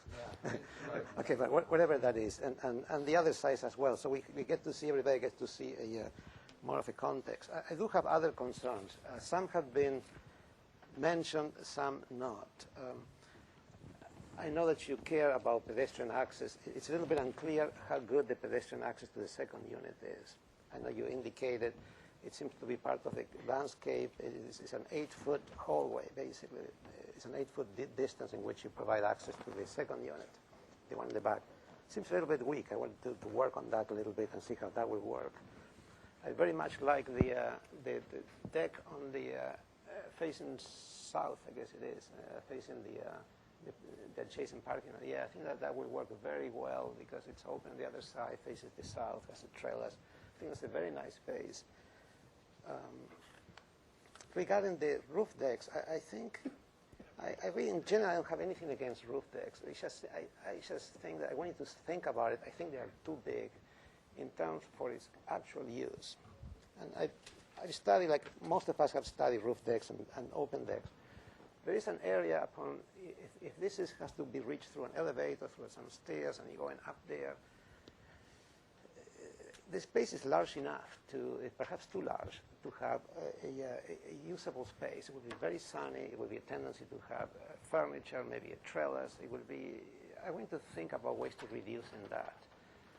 The location of the tower, of the access, which has to do with the elevator. I understand that the first unit is the big unit, has the elevator access all the way to the roof deck. It seems to be well thought out. But the location of the tower so close to the street doesn't work as well. And then you have the other tower. Those are the comments. I think there's not just the design, but the location of these towers that doesn't help your project. I think the key is to how you work the roof deck. I also think that if you have ways to shrink the envelope a little bit, just to give a little bit more breathing room, the project will feel better. You have a 10-foot access driveway, which is fine, but then you have a 12-inch planter next to the retaining wall. Everything is very tight, and I think you need to figure out a way to shrink it a little bit, and so the building have more breathing space. In general, I like what you're doing. Let me make one more comment, so next time we'll be on the same page. I think there's just too much chaos, like one roof, another roof, another roof, another roof that break.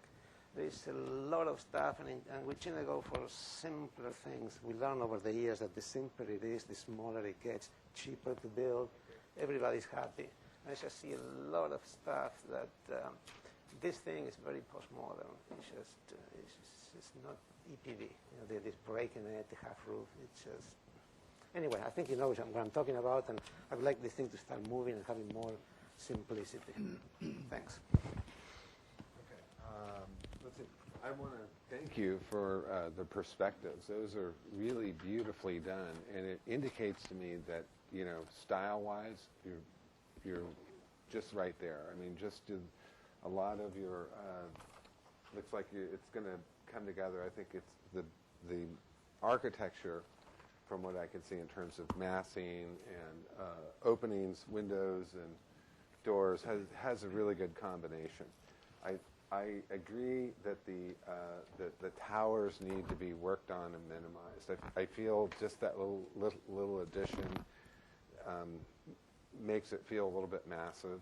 And then I'm also looking at, I think you should study the building so you can allow a couple of big trees. It looks like you have a nice space in front, but I think very significantly, I think this north.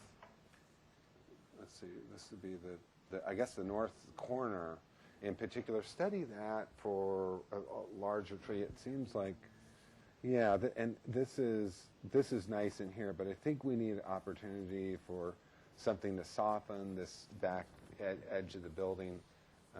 I think that should be studied, and I like the fact that you're using the sandstone in front. You may need more of it than what you can salvage, but you know, that sandstone look is really nice and authentic. And then I'm really in support of your style, but again, for me, the worst thing are the elevator towers. That's just not quite there yet, and it makes it feel a little bit too massive. But generally, I'm in support of the direction you're going. You're providing 2 gracious units, and it should be made more gracious by the addition of a couple of anchor possibility of trees. You'll be happy about it in the future as we look at this.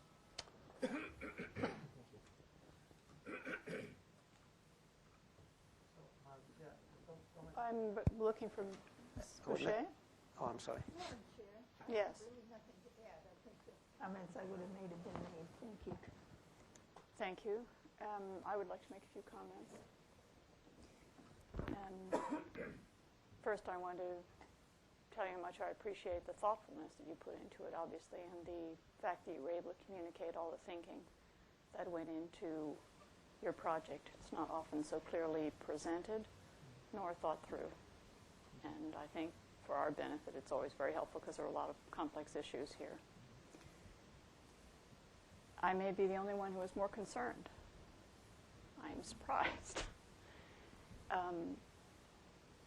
I very much want to see more visual aids for me to be completely clear that adjacent resources are not impacted.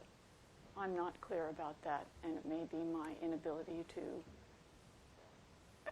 visualize what you've given us a lot of information. I think that longitudinal sections will help. The inclusion of adjacent resources, the heights of those buildings, the context within the site plan, all of those. My first impulse was actually to ask for story poles because I am concerned. This is a very sensitive neighborhood. But rather than put you through that, let's see if I can read either sections, or if you want, you obviously have a computer model going. If you want to do it through the computer model, that's fine too. I would agree that given what you explained about how the ordinance is expressed and what the intent of it is, I could support the modifications that you're requesting in terms of setbacks.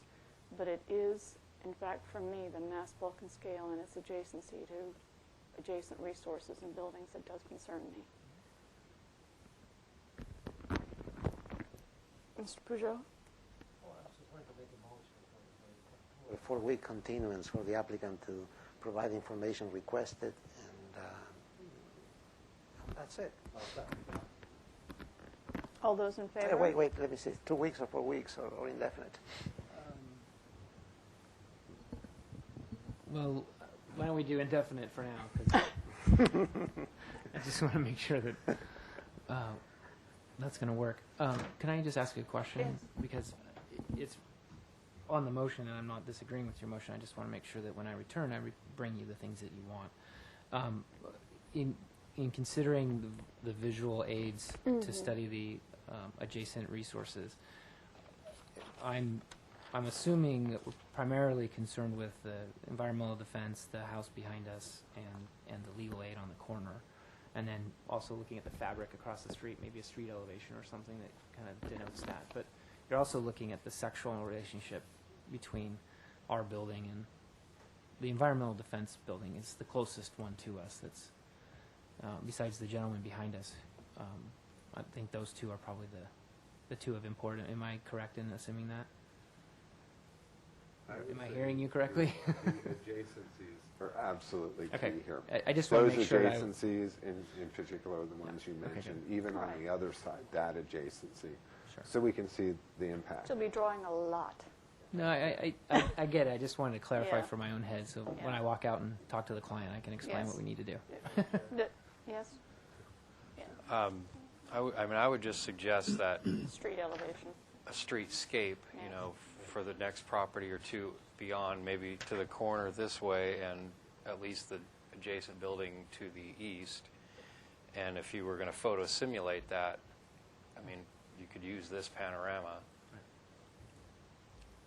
As well as the one below it. I think the one below it is important too. It's showing the across the street. Yeah, because that's a yeah. Yeah, maybe larger for Yeah, it's a little small. Thank you. Yes? All those in favor of the motion? Madam Chair? Yes? I apologize.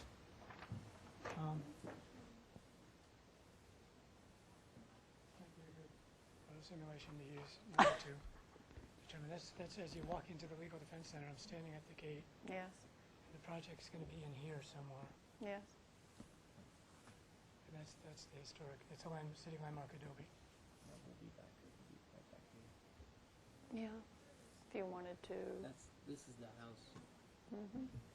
This is the house directly behind us, up above. Mm-hmm. That's the eave poking out there, so we're going to be sitting kind of in that zone. But I think Mr. Jacobus brings up a good point. Don't look at it just from, outside the site. Look at it from inside and how it impacts the visual resources. Can you send me this photo? Yeah, I've got it digitally somewhere in there. Great. Thank you, Mr. Jacobus. Thank you. All those in favor of the motion? Aye. Opposed? Abstained? That motion carries. Thank you. Thank you. And thank you, Mr. Sly, for your efforts and compatibility with your neighbors. Very nice. Thank you.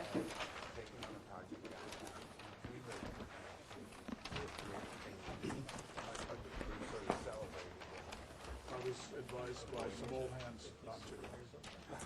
He said, life's too short. But I did You can do it.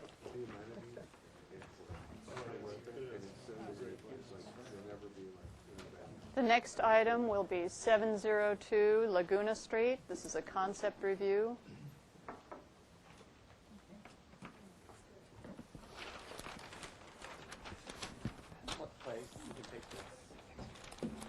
Sorry. We have one. Sorry. Not fixed. Thanks. Compatibility on this one also. Yippee.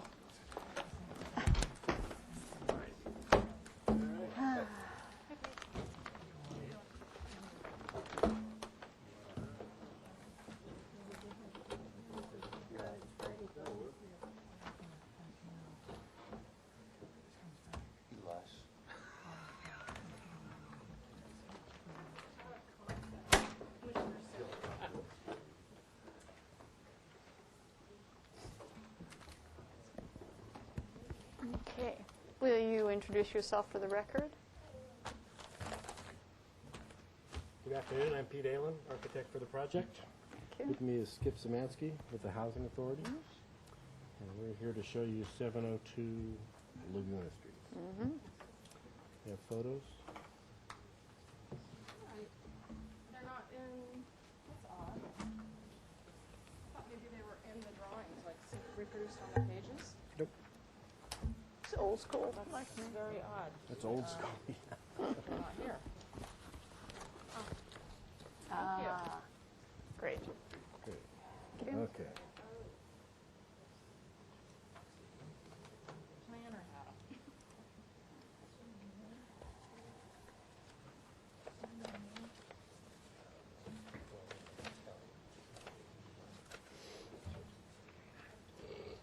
Yeah.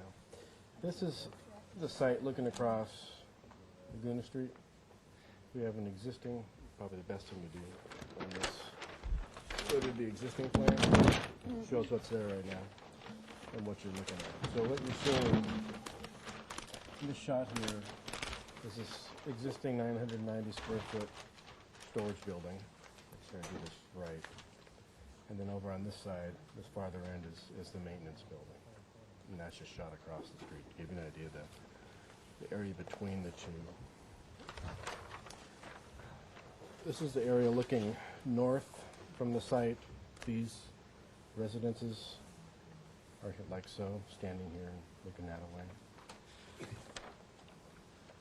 Looking east from the site, these are the residences that are back in this area.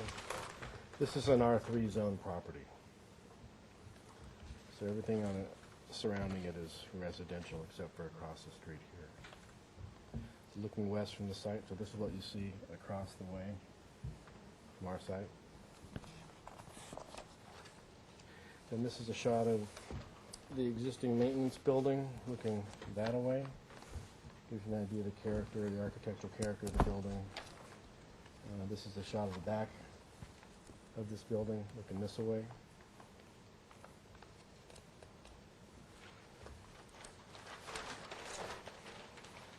And then this is the existing storage building, looking like so. We capped off, when we did this one, we capped off the original architecture to do that. So this building came first, this building came second on the site.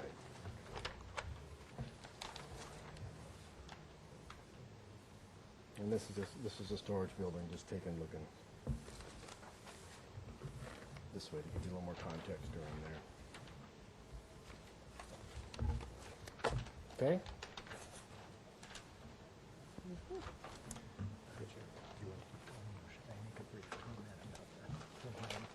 Sure. No, that'd be good. Skip Samansky, Deputy Executive Director with the Housing Authority. Just to give you a quick background, the Housing Authority provides the affordable housing for the city of Santa Barbara. The majority of our administrative offices are at 808 and 814 Laguna Street. This is 702 Laguna. We have our maintenance facility and storage there. Since our programs have expanded, we want to stay within this area. There's some open space here that we had wanted to take advantage of, and the intent is to move the administrative services into this building with this addition, and then expand the maintenance, some of the maintenance office and storage into the other building. We have not grown in staff substantially, but we have found there is a specific need to provide a little more space for the services that we have. But all of the, or most of the public will still be going to 808 and 814 Laguna Street, and this is more internal operations. Okay? So the project before you is two additions. First of all, we have this existing 990 square foot storage building, one level. We're adding a two-story portion to that, which is about 5,682 square feet total, ground floor and second floor. Building B, which is the existing maintenance facility, is a one-story building. We're doing a one-story addition, and that's about 1,590 square feet, to give you an idea of the size. There's some minor site changes that you can compare to the demo plan on the next page, especially in this area. But we're able to park everything on site. Now this is one big site and includes all the residential over here all the way to De La Guerra Street. So their parking is included. This is their parking here. But in all our calculations and things we do, we take that whole site into account.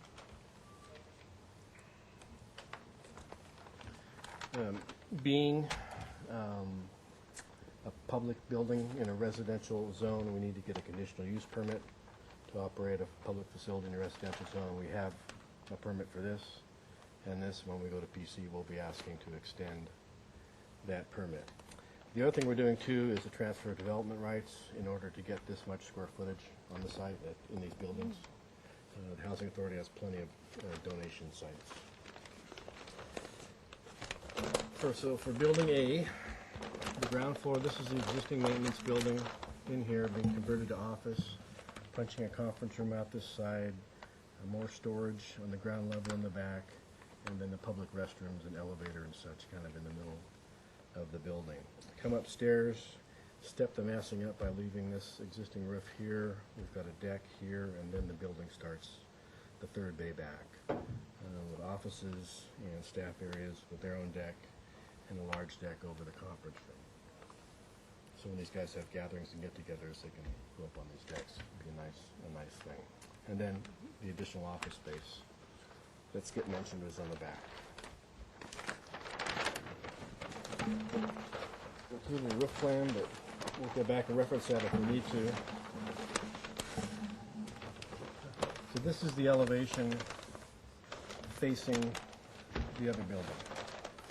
And this is the existing building here with its architectural style. And then you can see we come here, this is the roof, this is a deck, and then we get into the second floor.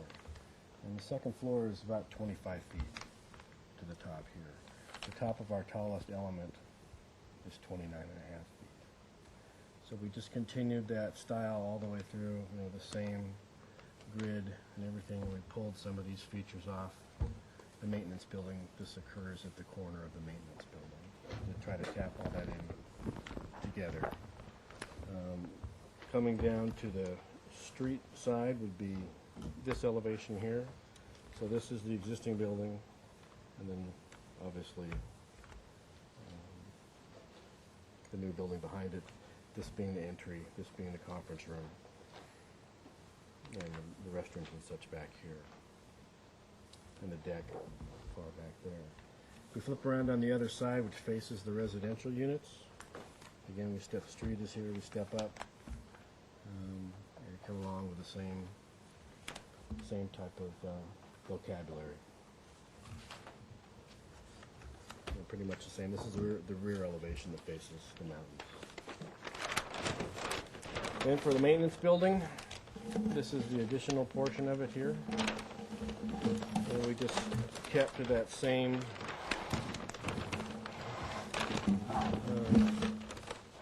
palette of features, you might say. This is the back of the building where this pops out. Again, the same rhythm, the same windows, the same decoration on the building. This is the portion of it that's facing the street. This is set back. This is the new part. This is where the offices occur, so we stuck a lot of windows in there. Even a lot of windows in the storage area. And then this is the side view. This is the view that's facing the other building. And this is the little addition portion of that. We have some sections for you to take a look at, just to give you some ideas where we started. This is the section through the existing storage building where the top of the framing is at 13 feet. So we used that as our finished floor for the second floor. And ultimately, like we said, we're up at 26 and a half feet. As the highest part of the building, we've set an area for the mechanical units to be put in the center of the building. And then the other section cuts through the whole length of the building and gets cut in two. This is the street showing the addition, the deck, and then the building starting. It comes all the way through with offices and the storage down below. So, Thank you. that's it. Is there any public comment on this item? If there is none, let's have questions from the commission, please. Are there any questions? I've got some 3D shots too of our model. Pass around and get an idea of how it looks in 3 dimensions. For the two-story addition. No, this is the whole thing. The whole thing. This is the existing building here with the deck above, and then it starts. It's second-story stuff there. But this doesn't have any of the decoration and such on it. It's just a massing study we were doing. Simple minutes. Are there any questions? Madam Chair? Yes. I just wanted to, I had mentioned to you, but to the commissioners, that we will also be looking for compatibility analysis for this project as well as the last one. So if you could provide comments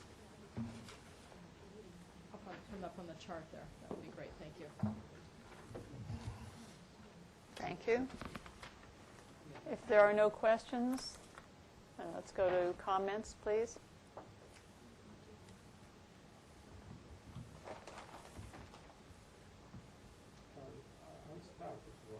Please. Should start. I think it's a well thought out expansion because it brings the mass to the center of the lot where it's less visible, and it will not jump at you. You will not notice much of a difference because of the way it was organized. It is a simple design and it repeats the same details. That part I'm not so sure if it's completely successful. In the drawings, the articulation of the plaster is very visible. In reality, it's not that much. So I wonder maybe if you can, it's just a detail for later, but think about some ways to articulate that plaster detail, either with texture or with color or something. So it brings some kind of interest, because I think that the building is maybe a little bit too plain. Is it a specific detail you're talking about? I'm talking about the crosshatch. You see, like it does in the drawings. It jumps at you, and it looks like it's there. I have In some reality, different it's studies not. if you want to look at them. Yeah, but I think you're very interested in the general concept, and I think it's shot by the placement, the location where the second story is located in the center of the lot. I think it's pretty well hidden, and I don't have any concerns. Yes. I hate to bring it up. I was on the landmarks committee when this building first went in there, and I remember that doing this cross-hatching on it, although it looks here like it just shrieks at you, it's really quite quiet. Yeah. And It's I like think La it Casa works- de la Raza. It works well. Yeah.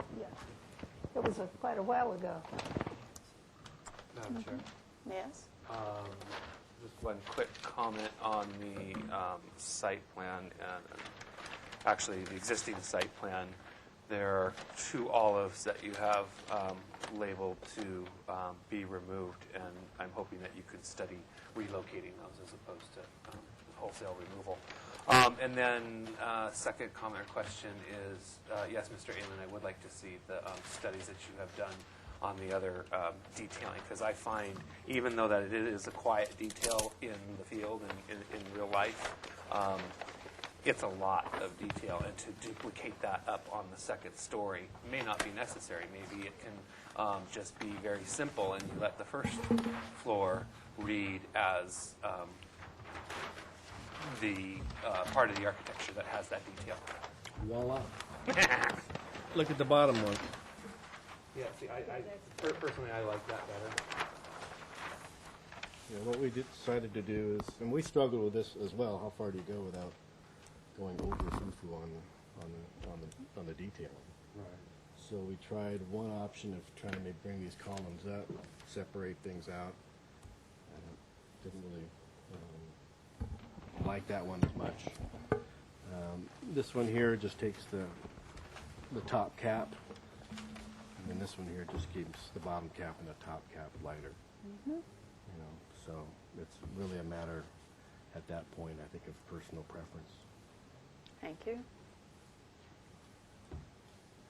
And then, as far as compatibility issues, I think we have met all of those, and I don't feel that we are struggling with any of them. Any other comments? Yeah, just to,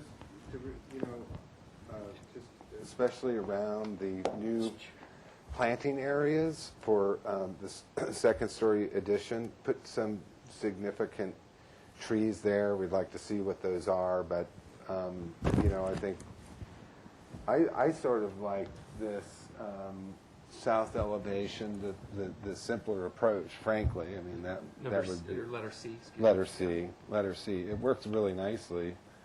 But then again, these details are so subtle that, they're very, very hard to notice. But I would just request for your new planting beds, relocate some olives or put some significant trees there. That would be my comment. Other than that, it looks like you've done a great job with Yeah, this. the trees that we're relocating that are called out on there are significant palms, significant sized trees. So. Significant palms. I'd like to see on a couple sides something a little bit more full than a palm. Sometimes palms are too skinny, or a layered planting with larger shrubs. But I think we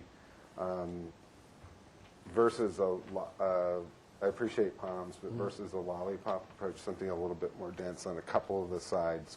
Study that.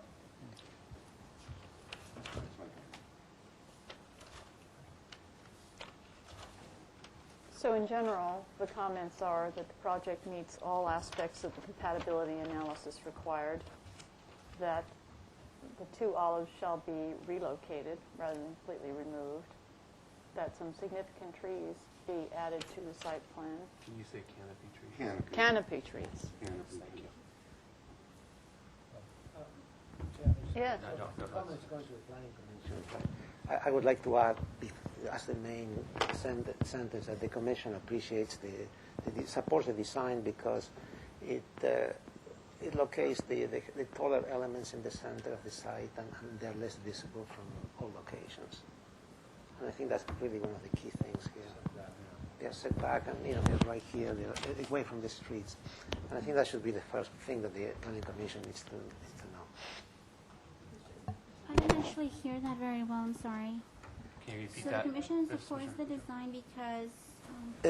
Because it places the tallest elements in the center of the lot and they are less visible from all sides. And has less impact to the neighboring properties.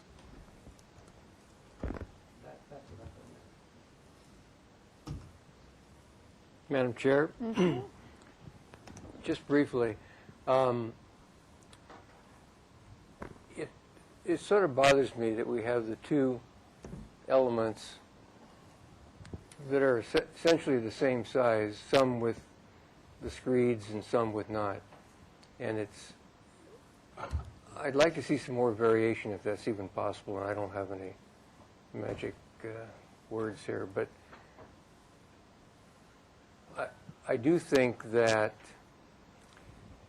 the overhang outside the executive director's office shouldn't be the same overhang as you have everywhere else. If you get some variation by pulling that out, getting a little more sun protection and weather protection over that access to his deck, I think that would help begin to alleviate everything being the same.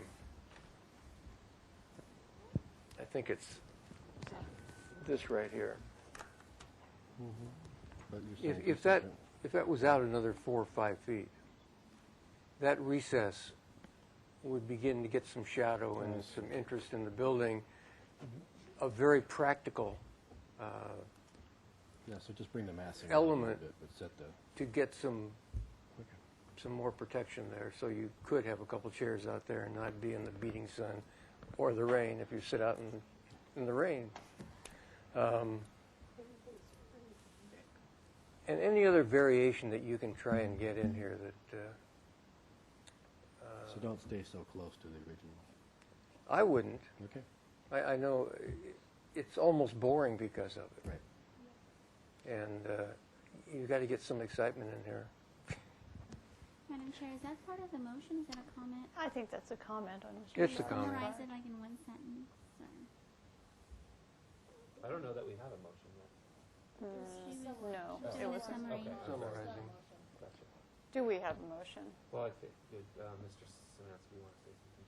Oh, Just a quick comment regarding the canopy trees.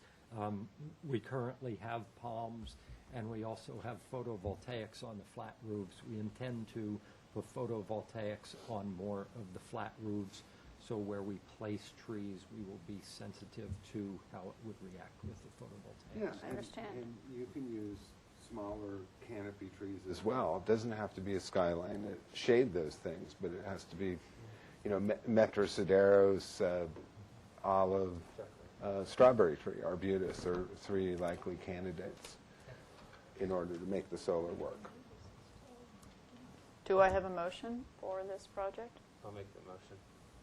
For Indefinite continuous positive comments to the Planning Commission. all those in favor? Aye. Opposed? Abstained? That motion carries. Thank you. Thanks. The next item is 1809 Stanwood Drive.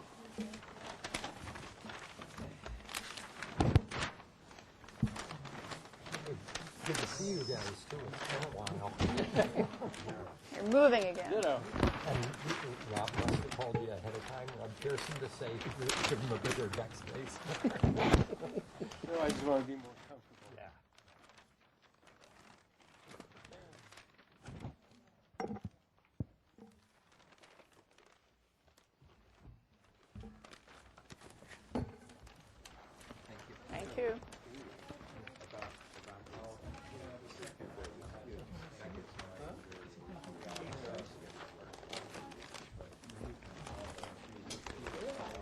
exciting. She certainly keeps the meeting on schedule. As compared to the Sharp administration. No comparison. She's a very good chair. Let's go, let's go. Let's go. Roy? Roy? Roy. Okay. Alex, we'll start with that. Pretty good, how about you?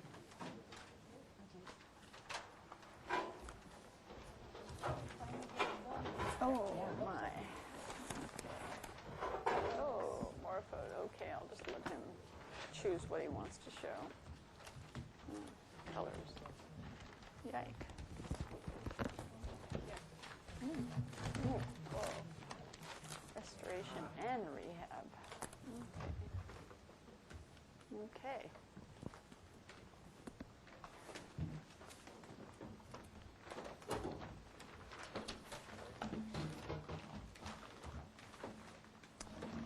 Will you introduce yourself for the record and present your project? My name's Roy Harthorn. I'm a building code consultant, and I'm here on behalf of Linda Dye, the property owner of 1809 Stanwood Drive, also known as the Flores Casita. The Flores Casita is a state of California point of historic interest and a city of Santa Barbara structure of merit. And as you may know, back, I believe in July, there was a revision to the city municipal code that now allows for the repair, rehabilitation, and reconstruction of elements concerning this property due to its historic designation. Previously, the project has been stalled for a number of years due to its location proximity to the Conejo landslide area. And the structure was permitted to and built by Leo Flores, a well-known Santa Barbara vaquero born in the 1880s and who established many of the traditions of Fiesta and the Rancho Visitadores, and it's through the association with him that the building has the historic designation. The proposal before you is really very modest. Jake actually referred to it as diminutive. It's really to restore it into its previous condition when it was last occupied in 1978, when it was vacated due to the effects of the Santa Barbara earthquake in 1978. And Linda had purchased the property in 2002 and initiated a foundation repair with a concrete perimeter foundation where it had post and pier before. And the property was part of the Flores Ranch, and this was one of the last subdivisions of the original 160-acre Flores Ranch. These are some information regarding the subdivision of the property. The city attorney has essentially agreed to not hold the project up any further due to any concerns about the lot legality, as long as Linda agrees that the permitting that is to follow is not any way constituting further validity, although there's some question in the beginning whether this was necessary or not, because the time this was split, as you can read, no final maps were required of such projects. But that being said, I don't think that's really a big concern for the Landmarks Board. These are the original permit documents for the project. The floor plan has remained the same. The section remains the same. And you can see there are a lot of approved stamps, and this is the original site plan. This floor plan does not show the porch that was actually on here. It went off the edge of the drawing, but historic photographs, both aerial and pictures that Linda shot in 2002, show the porch as we have shown it in the following drawing, which has the current outline of the building and the side porch, which is a closet and a screen porch. This was off of one door here, and the deck protruded out towards the creek on this side. These are the foundation details that Charlie and Les Grant designed for Linda back in 2002 and that are constructed. So this is the elevations. This is the east elevation facing the creek with the porch, a very simple railing, a 2x top rail with 1x3 verticals, and then board and bat, 12 inches on the center, with double hung windows on the side facing up the hill away from the creek. And we have proposed a new window in the one bedroom, which is double hung, as were the windows facing up the hill. The siding does not show any board and bat below the water table at the foundation level. That was open air before because it was post and pier, and it provided the ventilation that was needed under the house. Now that it's concrete foundation, we've proposed a nailer top and bottom that's horizontal, and then to paint the foundation black, and then replace the vertical 1x12 boards to match the 1x12 boards above it with the same spacing as before, such that it has the appearance of being a post and pier foundation with open ventilation, but as you know, due to seismic needs, it has the foundation that the city approved back in 2003 and later decided may need additional permitting. We also prepared some details of the deck railing. This is the rafter tails open coming down over a 4x6 supported by 4x4s with the 2x top rail, a 1x3 vertical with backing of a 1x3 horizontal with some space for air and drainage below. This railing is not required for guardrail purposes. It's really decorative to, again, match the original design of the building. Double hung window, a larger view of the siding as it comes to the water table, redwood water table with, again, the horizontal nailer and the vertical boards covering the CMU foundation. So it's a rather simple proposal. We've attempted again to retain integrity to the greatest extent possible. We have brought to you colors. The colors that are in the photographs are actually there now in an effort to protect the property over the last 4 years when it has not, it's been up in the air on cribbing and jacks, and with limited weatherproofing. It presently has mineral roofing that's draped over the top of the building simply to keep the water out, to arrest deterioration. The siding was painted this Frazee color, and the trim was painted this green, which is on the National Trust for Historic Preservation approved colors.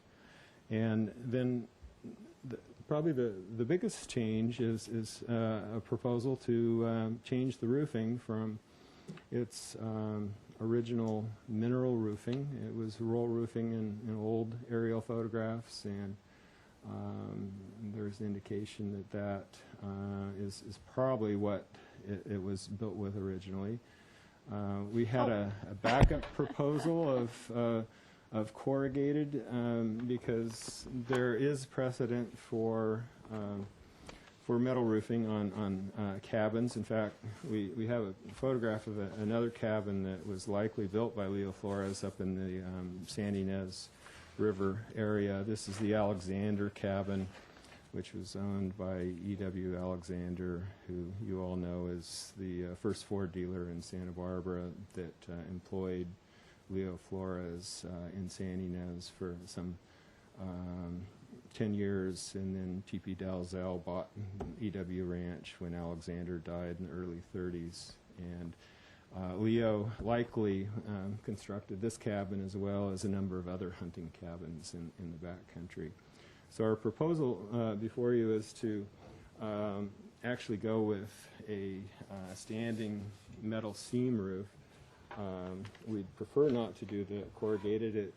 To us, it looks a little too utilitarian, and we feel this will match the board and bat exterior better.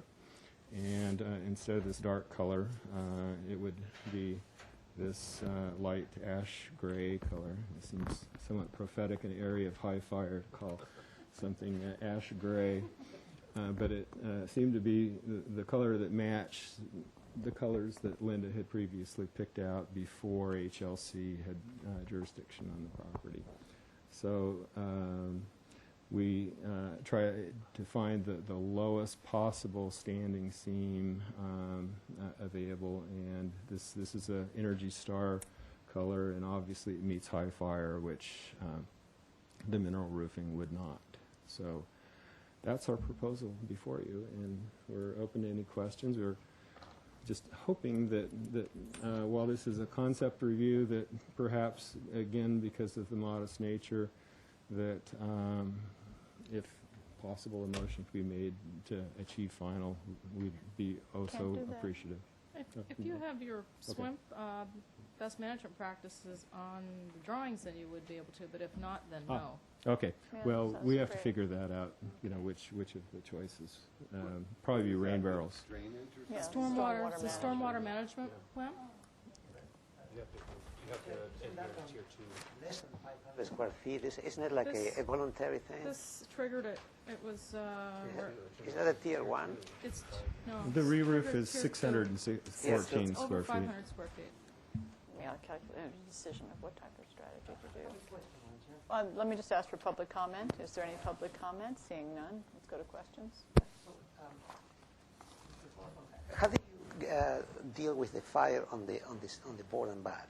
How do you resolve that part? Well, and the railing and all the other wood elements. Yeah. this is a historic building, and it is eligible to use the State Historic Building Code, which does provide alternatives to the state building code, including the high fire requirements. So we are granted essentially the grandfather clauses of an existing building, and may reconstruct along the original design. And there is precedent for that through the California Historic Safety Board, which, as you're aware, I'm a member and on the executive board of, so I have quite a bit of background and experience with that. So that works for the siding, but not for the roofing, because the roofing is more exposed? Or? The roofing, we could argue that mineral roofing, but it's a roof that lasts probably 10 years, and it also is a roof that isn't quite as attractive. We think that it would this standing seam would actually balance the vertical board and bat nicely and improve the appearance. And we have consulted with Alex Cole, and she is aware of other buildings in the same time frame that have used the standing seam, and supports that as other architectural consultants we have that have worked on the project. Madam Chair, yes? I think the issue of the roofing that maybe Alex was getting at is that an older building may have had wood shakes, and the wood shakes become airborne when they catch fire. And the vertical board siding, the board and batten siding, is less likely to become airborne, so they don't treat it the same as the shingles. If this house had shingle siding, we'd probably still have to do the synthetic shingles, even though it was historic. But in this case, the board and batten is less likely to become airborne. And the roofing material, they came and talked with staff about the roofing material, and I agree with their findings that it is a traditional material for small cabins such as this. This cabin, the plywood decking on the roof had numerous holes in it, which means the roof has been changed numerous times, so we don't know what the original roof was. It probably wasn't wood shakes, because even back in the 30s when this thing was occupied, wood shakes would still, would be a fairly expensive roof to use. So I think the standing seam roof, I would like you to give serious consideration to that. I think it would be a very appropriate roof. Thank you. Mr. Schellenberger, did you have a question? I was just curious, Mr. Hartshorn, you mentioned that the historic building code trumps the CBC, the state building code, but does that apply to local ordinance? I mean, that's where our high fire requirements are. Those aren't state, those are local requirements. Actually, the city and the county have gravitated towards the new Chapter 7A requirements in the CBC. So it is actually the state. Okay. Thanks. And the historic building code is intended to be an alternative to even local ordinance as well. One other comment about the railing. We will seriously consider and I think almost undoubtedly use a fire retardant species painted, to look as it was originally, no doubt, Doug fir or redwood, but a fire resistant species like Ipe or ironwood has a Class A rating, and you can essentially mill it to any dimension, and it simply doesn't burn. It's so dense. Any other questions? Just to think about high fire, is there, I know there's some trees around the structure, but have you looked at, the landscape and sort of the keeping things low around the structure, no branches getting too near, and some of those fire-safe design principles? Definitely. In fact, Linda's very first task was to take the tree that had fallen on the structure and a branch through the roof, and it's gone. There are some eucalyptus trees that are over on the edge of the bank that are holding the bank up. We will no doubt do some trimming on those as well, but we won't want to take them out because they are providing some stability to the creek side, which is an important thing. And interestingly enough, this structure is probably the one that has, probably due to microclimate more than anything else, survived 4 major fires, having, essentially been spared multiple times. Yes, Mr. Suding. Just a quick comment with respect to vegetation removal or vegetation management. Be sure to check with the wildland fire specialist before you do that. They'll be able to help you immensely on what to do, and maybe you don't have to do everything that you think you do. And so, certainly check. Certainly check with the wildland fire specialist.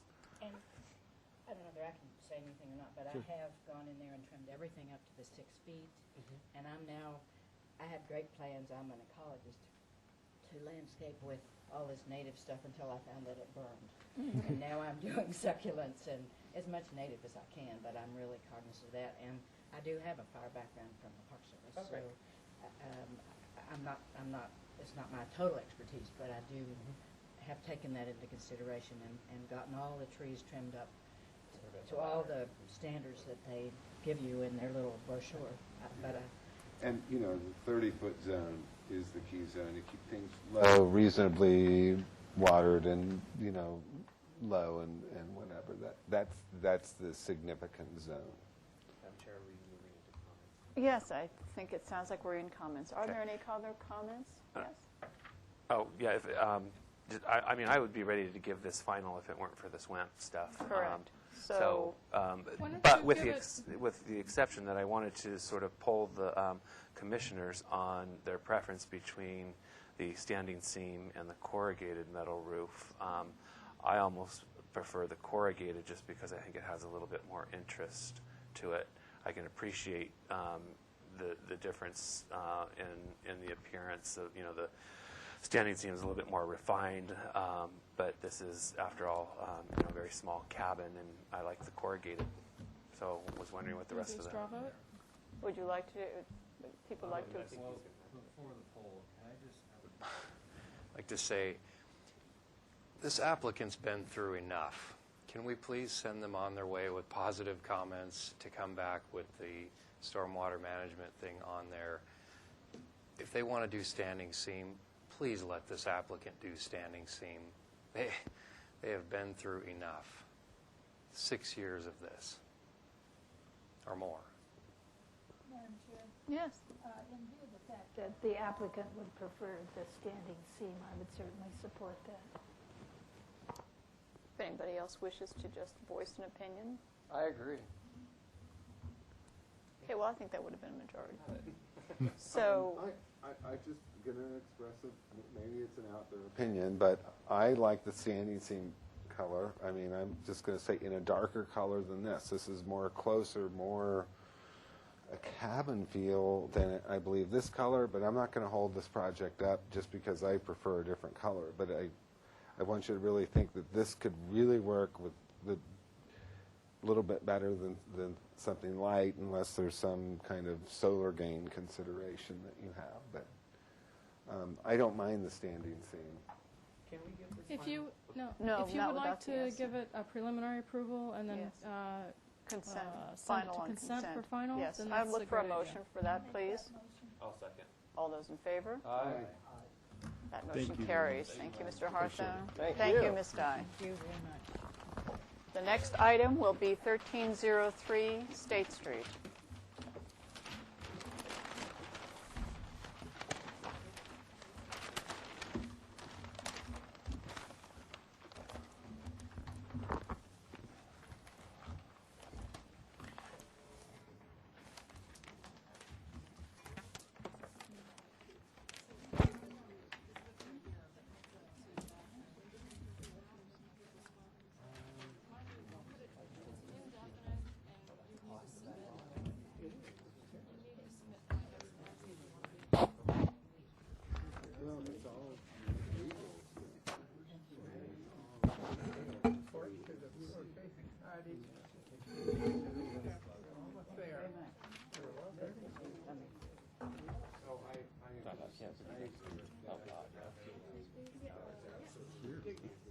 Thank you.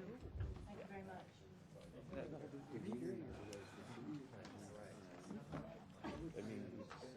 And the rest will follow, right? I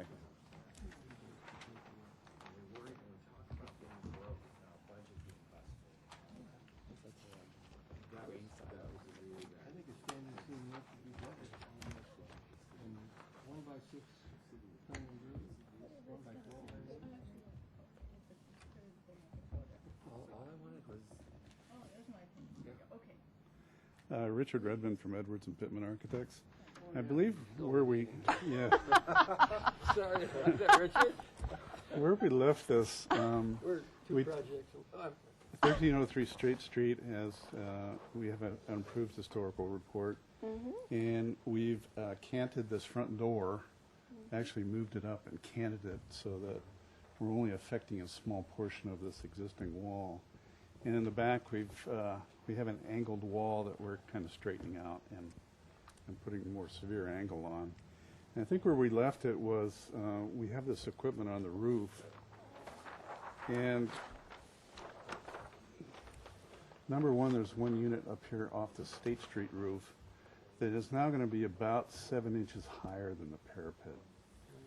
And in the back, we've decided to put in a stucco parapet and stack the equipment behind that. So the idea is I pushed it back as far as I could from the edge of the roof, and then I kind of moved the equipment as far as I could toward the property line so that I could get this clearance and yet hold the wall kind of back from the clearance at that point. So what does that carpet look like in elevation? It's simple. The idea is just to kind of match the stucco that's on that second floor level. And a little bit of this unit will actually peak. I tried to keep the height kind of as low as I could so it didn't present itself as a huge wall. So a little bit of the unit is actually peeking up over the top, but I think you have enough of a space behind it that you won't really see it. So. Chair? Yes. If the applicant's done the presentation, I have a question. Are you done? Yes. Okay. Thank you. Did you, or is it possible, did you study having this parapet returned all the way back to the building rather than terminate? I could, but I really need access back there. So. Yeah. Because just to have a parapet sort of floating out there, I mean, it really looks like a screen, Mr. Redmond. You know what I'm getting at, so. It is a screen. Yeah. I'm going to ask for public comment, which I should have asked, and I believe we have somebody here.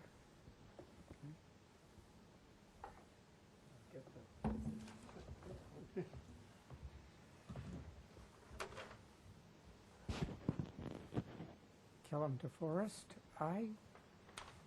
It may be part of the historic design of the building, but I find now on Victoria Street that big blank wall rather blank, and especially now that the Victoria is going to be built up with the new building towards where the Safeway, the Vons was, and now even the Victoria Theater. It's an awful. Just drive down there, and the question is, why is this big blank space there? Thank you. Thank you. I'm sure I can answer that. Yeah, it was the Christian Science reading room didn't want large openings, so the building was actually designed with those small sort of squarish porthole openings, which was much to my surprise. I would have thought that the building had the glass continuing around also, but that's part of the original Ken Weber design. So it's actually considered historic, so we're probably not going to be able to have much of a chance to alter that. Are there any other questions from the commissioners? Mr. Peugeot. Minor question. Are you is that storefront tweaked for? Is that a new proposal? That is not aligned, or what? It is. What I wanted to do is, since this existing, and I'm sorry it's not shown on here yet, but since there's an existing wall here that actually cuts back at this point, what I wanted to do is just take this entry and kind of swing it around that existing corner. So when I cut this, I'm only cutting the existing at the point where we're going to make that transition, and then basically I'm going to cut this wall, which goes back this direction also, and then kind of swing this up into that area, so that the new wall will actually won't continue along the line of any of the existing walls. And yeah, I'm a little bit lost. What happens if it continues along that line? I mean, You mean just straight across? Yeah, right. So that would, yeah. So right, the existing line is right here? Well, no, the existing is back like this and then follows this angle back. I see. I was just Yeah, kind of very wondering, I mean, it seems simpler to connect this point to that point. Well, what I was trying to get away from is actually having that joint between the new and the old. Okay. That was my thought. Are there any other questions? If there are no questions, shall we have comments?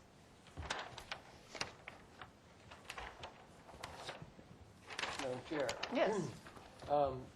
I agree with Phil that that screen wall really, in some way, needs to go all the way back, and maybe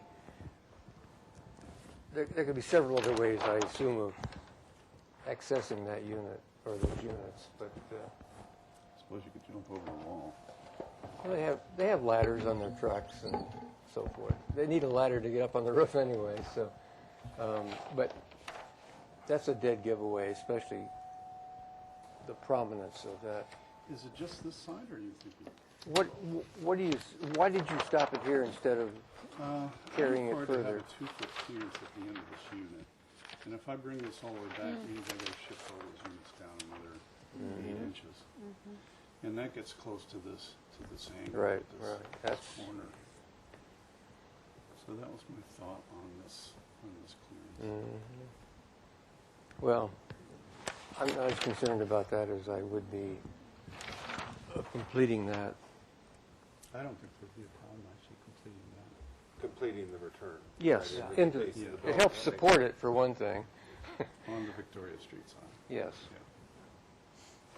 But other than that, I think the 7 inches over the parapet on State Street, anything, yeah, it's set way back. Anything you do tends to call attention to it rather than just ignore it. Are there any other comments? Yeah, I'd like you to incorporate a mural. No. No, it looks great. Are there any additional comments? If not, we would like to see a motion. I would make a motion for preliminary approval with final details to come back to consent. Second. All those in favor? Aye. Indefinite or 2 weeks? Probably indefinite. Indefinite. All those in favor? Aye. Abstain?